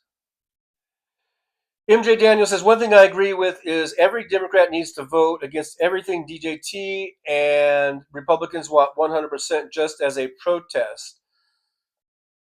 That would show they stand against this and probably help in the election. Aaron West says that Chucker John has membership, super chats. You can also support the show by liking, subscribing, sharing, or buying me a coffee at the Buy Me a Coffee link. Thank you, Aaron, for putting that in there. Help support the show. Help us keep it going. Roxanne says, Big Dog, I love pilot talk. Big Dog says, oh, that's what's wrong with me. I'm almost not high. Need to bring my THC levels back up. MJ Daniel says, help in the midterm elections, that is. Democrats need to be more in step with each other like the Republicans. Yeah, I know. We always question the messaging. I get upset with them too. I think it's time to let the AOCs and the Jasmine Crockett's take the stage, take the forefront. The Nancy Pelosi's, the Chuck Schumer's over on the Senate side. They don't have to leave. They don't have to go. They can be mentors. They can be behind the scenes. They can be there, to provide whatever, wisdom. They definitely have wisdom. They've been there a long time. They still have a lot that they can contribute to the party. But it's time to let, I think, the younger folks get out into the forefront more. And I've been saying that for a long time now. So, absolutely.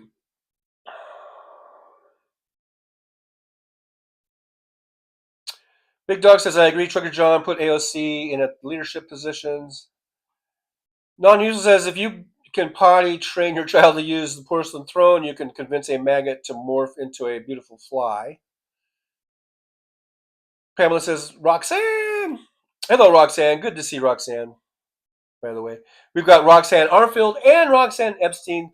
We got at least two. We used to have a third Roxanne, but now we got both Roxannes in here. Shed the old, and Roxanne Epstein says, shed the old and allow for the youth to lead us. It's our fight too. And like I say, I mean, AOC has been in Congress long enough now. It's not like her first year. And I loved her right from the beginning. I thought she was great and wonderful. And I'm like, AOC for president. And I said that kind of tongue in cheek. I mean, knowing that she's really green still, But I loved everything she was saying, and I still think that someday she will make a great president. But she's been in Congress long enough now that she definitely can hold her own.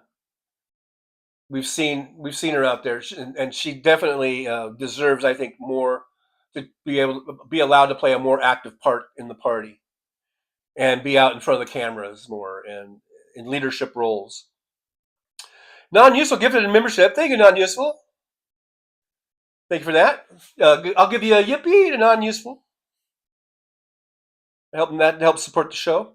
Look at there. We got WW is here. Hey, W, good to see you. W says, I stuck at the computer. My shoulder and neck have gone out a little. Can't move around much. Well, that sucks, WW. Maybe get some Ben Gay.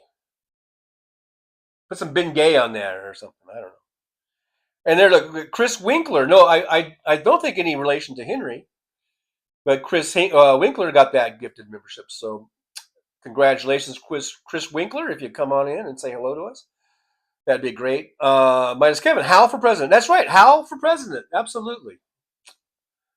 I would love to see Hal Sparks on a debate stage with all the other candidates. I would love to see that. Hey, Josh is here, says AOC brings a much more mature approach to things now, but hasn't lost her fire. Right. With time comes wisdom, and but she's still has that fire in her belly.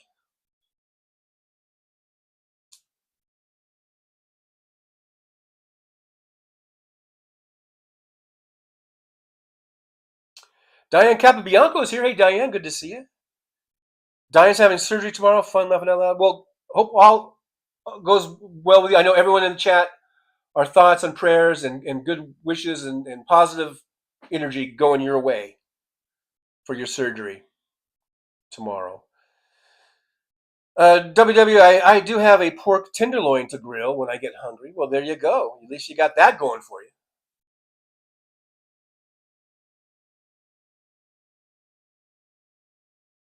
Big Dog, I'd like to see Hal Sparks on the debate stage. I would love that. Would be great. Pamela says, just popped in to hit the like button. Got to pick up grandson. Hello to all and see y'all later. Keep on trucking or taxiing. Yeah, I'll be taxiing.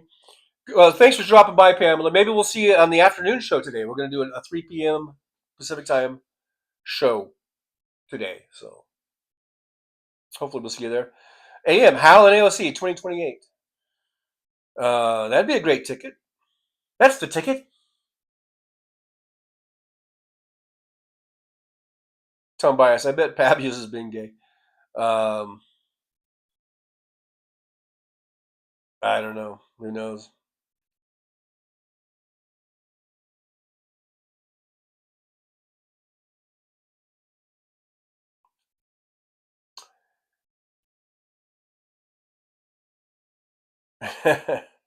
Minus Kevin says, Hal campaign speech.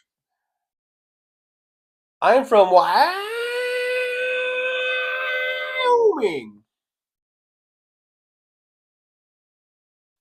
Tom Bias, the Cabby John Show. Pamela, I will be here then. Bye for now. Alrighty, Pamela. We'll see you in a few hours. WW, I have patches. They help a little bit. Ben Gay smells bad. Makes food taste bad. Okay. Okay, W. it make food taste bad for some reason. Some people like the smell of Bengay, I think. Yeah, but I hope you feel better. I hope that you get better. But anyhow, so I guess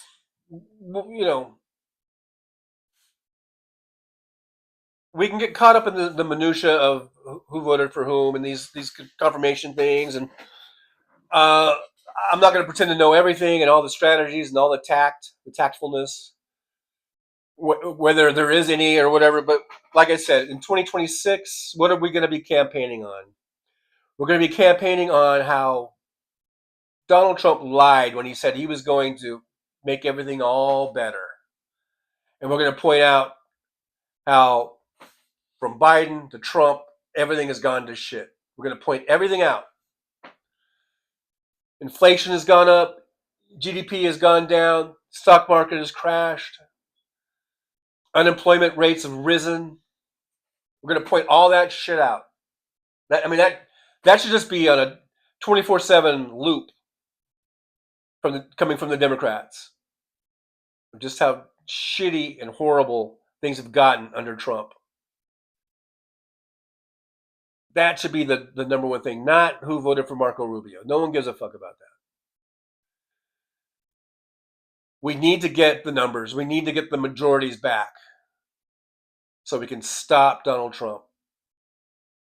That's the only way we can stop him, really, is by having those numbers. People are complaining about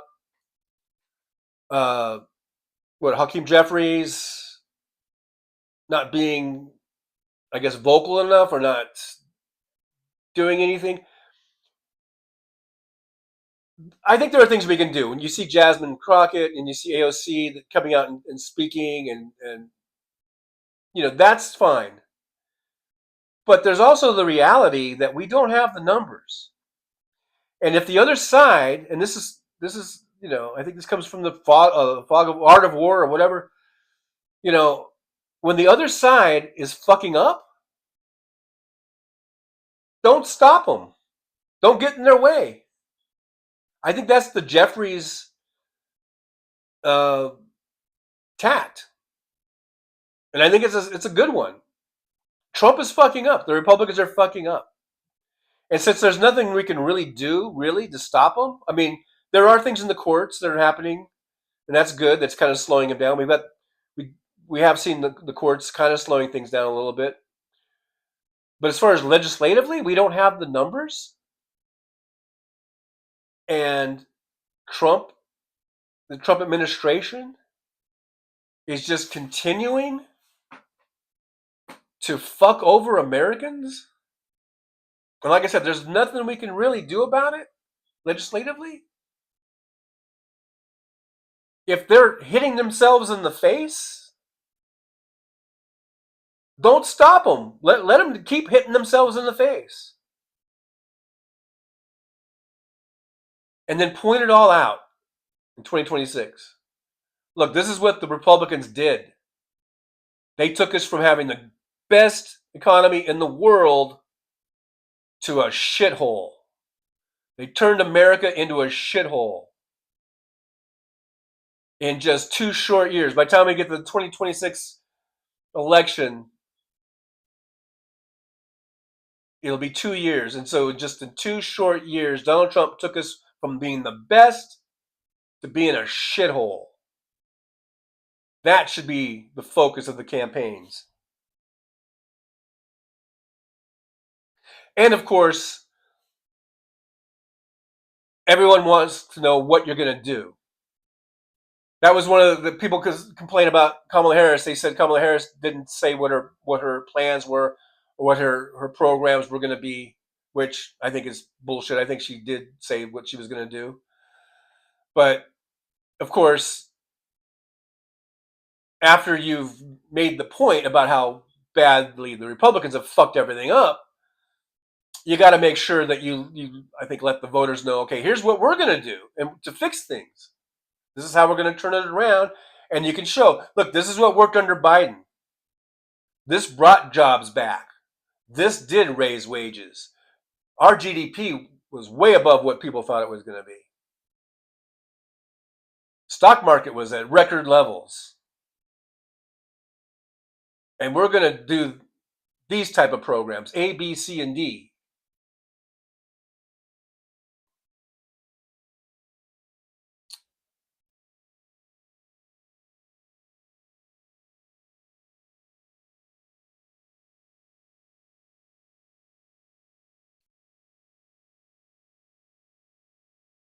Diane Capobianco, he's tanking the economy on purpose. They always do. The Republicans always do. This isn't new.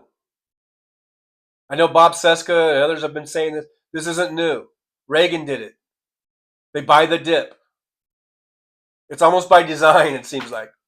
Let's let Republicans, let's get Democrats get in there and build everything up, and then let's get Republicans in there to crash everything, so then all the rich people can come in and buy all the foreclosures and buy the stocks that have crashed, and then we'll get a Democrat back in there, and everything will raise back up again. I mean, that's how I've always seen it, and it almost sounds conspiratorial, very conspiratorial, but that does seem to be the way it works, at least since Reagan.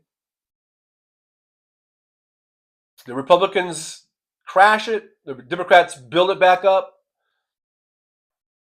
So there are fortunes that have been made over and over and over again by these dips and rises. It's almost by design. And I don't know what I'm saying right now, because it almost sounds like what I'm saying is it doesn't matter what we do. It doesn't matter how we vote. It doesn't matter what I say or how Sparks says or Major Ojeda or anyone else says or Midas Touch. It doesn't matter what any of us say, because there's some sort of pentaverate. If you listen to House Sparks, you know who I'm talking about, the Mike Myers movie. There's some sort of secret cabal, shadow government, shadow society, or whatever, that's all in power. And it really doesn't matter, because we're going to have a Republican president for a couple of terms, and they're going to just tank everything. And so then the rich can come in and buy everything up, and then we're going to put Democrats in there so they can build it back up. And then people are going to make money on the way up, and they're going to make all that money, get ready for the next crash for the next Republican.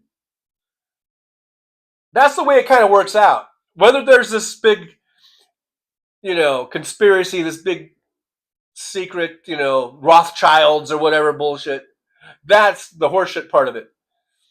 But I think, I don't know, there's something to it as far as like how they want this to happen. They meaning like the rich people, the big rich people, they want this to happen. And the people who are rich adjacent, to say the Congress people who can get insider trading or whatever, they can get insider information or they can dole that out. They like all this shit. They like this up and down bullshit. Because that's how a congressperson that goes from making $165,000 a year and having a net worth of $165,000 probably, in a few short years is worth $28 million, like Marjorie Taylor Greene foot.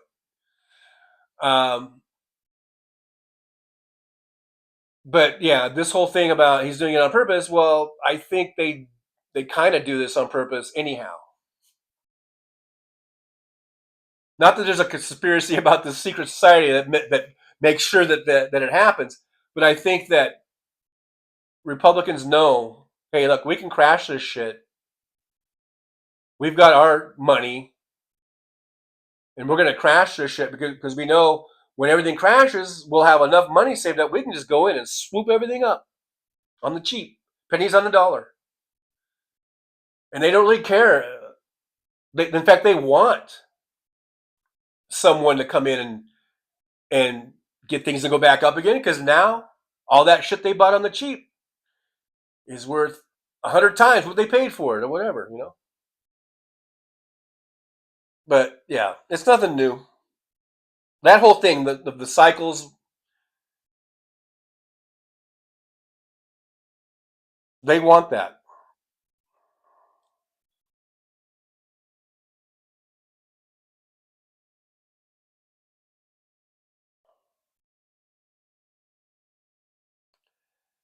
Big Dog says the last time the R's had the president, the Congress, the Senate, the Congress is Senate and House, by the way, SCOTUS, and the majority of governors was 1928.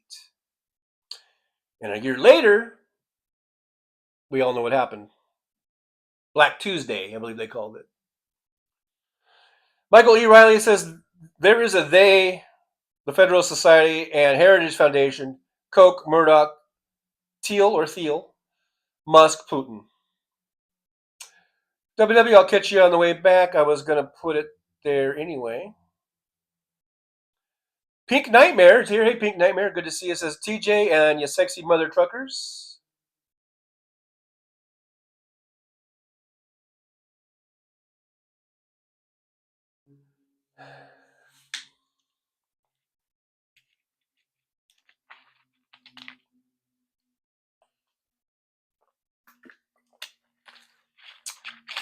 But it's our job as American citizens, I believe, to vote, exercise our right to vote, and stop voting for people and people of a party that have shown they don't have the American people's best interests at heart. They only have their own interests. That's it. And I know people say, well, we're all selfish, we're all this, we're all that. To some extent, maybe, but still, there are good people that want good things to happen to everybody, not just themselves, that aren't just looking out for themselves. So we, as American voters, we need to stop voting for Republicans. That's just that simple. If you haven't seen it by now, if the Trump administration isn't showing us how bad the Republican Party is, then I guess you'll never know. You'll never learn. But I'm hoping that there'll be enough people that will learn from this, that will turn the tide in 2026 and in 2028 and on down the line.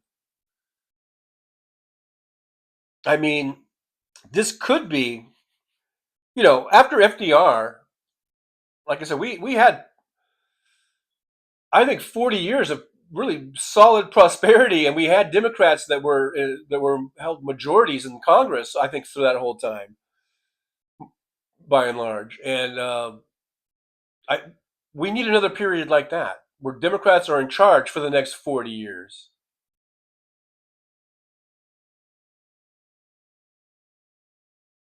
Where we hold these billionaires in check. We tax them. And we have strong social safety nets. We don't eliminate them and we don't cut them. Yeah, sure, we want to always look for fraud and abuse and waste. But if you look at these programs, Social Security has run pretty well. Been very little fraud there. And when they find it, they take care of it really quick.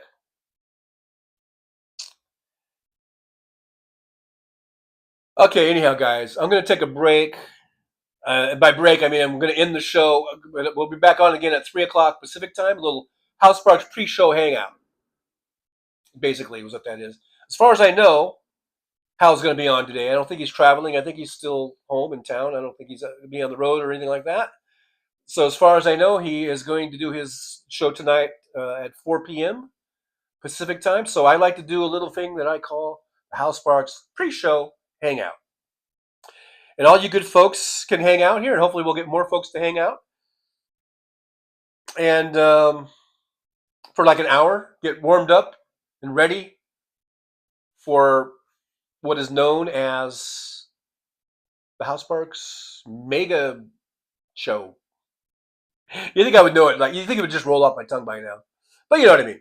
So for all you sparklers out there, let's hang out for like an hour before the show and get loosened up and warmed up and all that good stuff. Thanks everyone for being here. Thanks for gifting of the super chat. I mean the memberships that we got. Thanks for some of the super stickers. I think we got super stickers. I don't know if we got any today.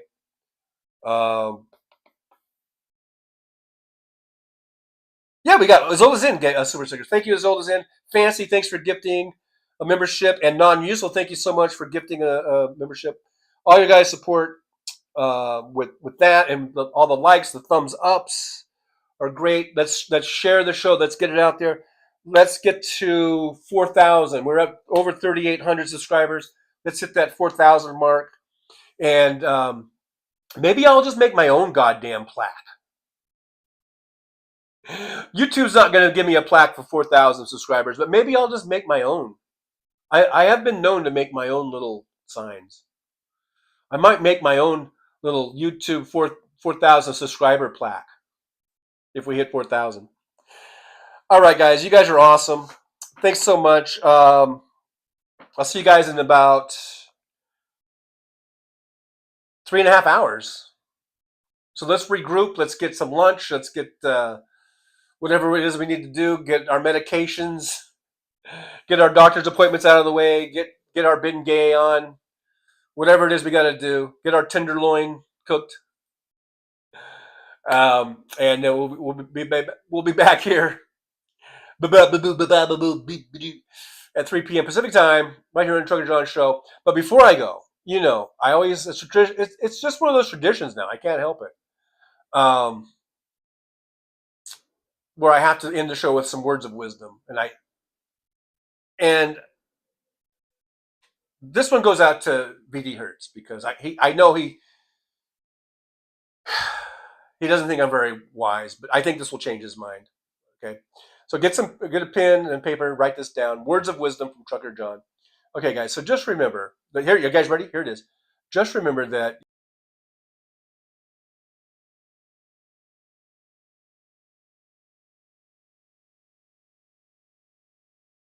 Well, it's time to say goodbye.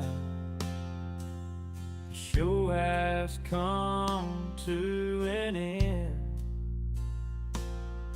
But don't be sad, no, don't you cry. We're all gonna come back and meet again. Have some fun times, hopefully nothing too bad. We might talk about war crimes. Might talk about Baghdad. I doubt we'll talk about door chimes. But if we did, I'd be only too glad. So hasta la vista, baby. The show is over, but could I ask you maybe to take a shower? No, that's not what I meant, but I couldn't think of anything to rhyme with over.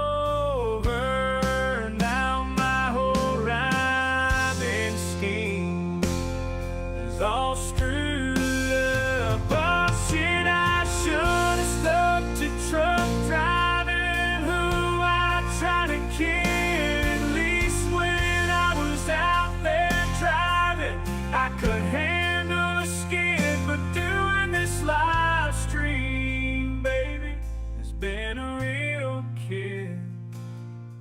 So I hope to see y'all again right here on Trucker John live stream. We're gonna do it again and again, right here in the Trucker John live stream. Yeah, the Trucker John live stream. We're gonna come back and do it all again. No, this ain't no dream. This is on life's stream. Know it's time to say goodbye. The show is coming in. But don't be sad, no, don't you cry. We're all gonna come back and meet again. Sugar John, on the road he rides, live streaming all through the nights. From politics to pop culture he speaks. No topic is off limits, nothing is weak. From Vegas to the highways, he'll never tire. Shouting about food, talking about desire. He's the rebel of the asphalt, the king of the night. With a microphone in his hand, he's ready to ignite. Freedom is his fuel, passion in his soul. Gotta express himself, gotta take control. Moving through the country, keeping it real, no filter, no holding back, nothing to conceal.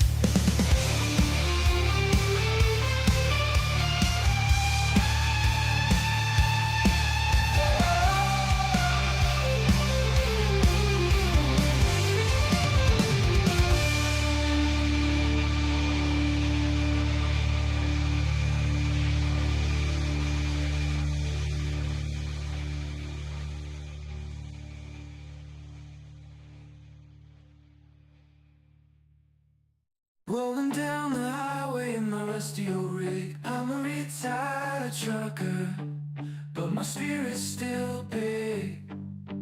Living in Vegas, where the lights never sleep. Broadcasting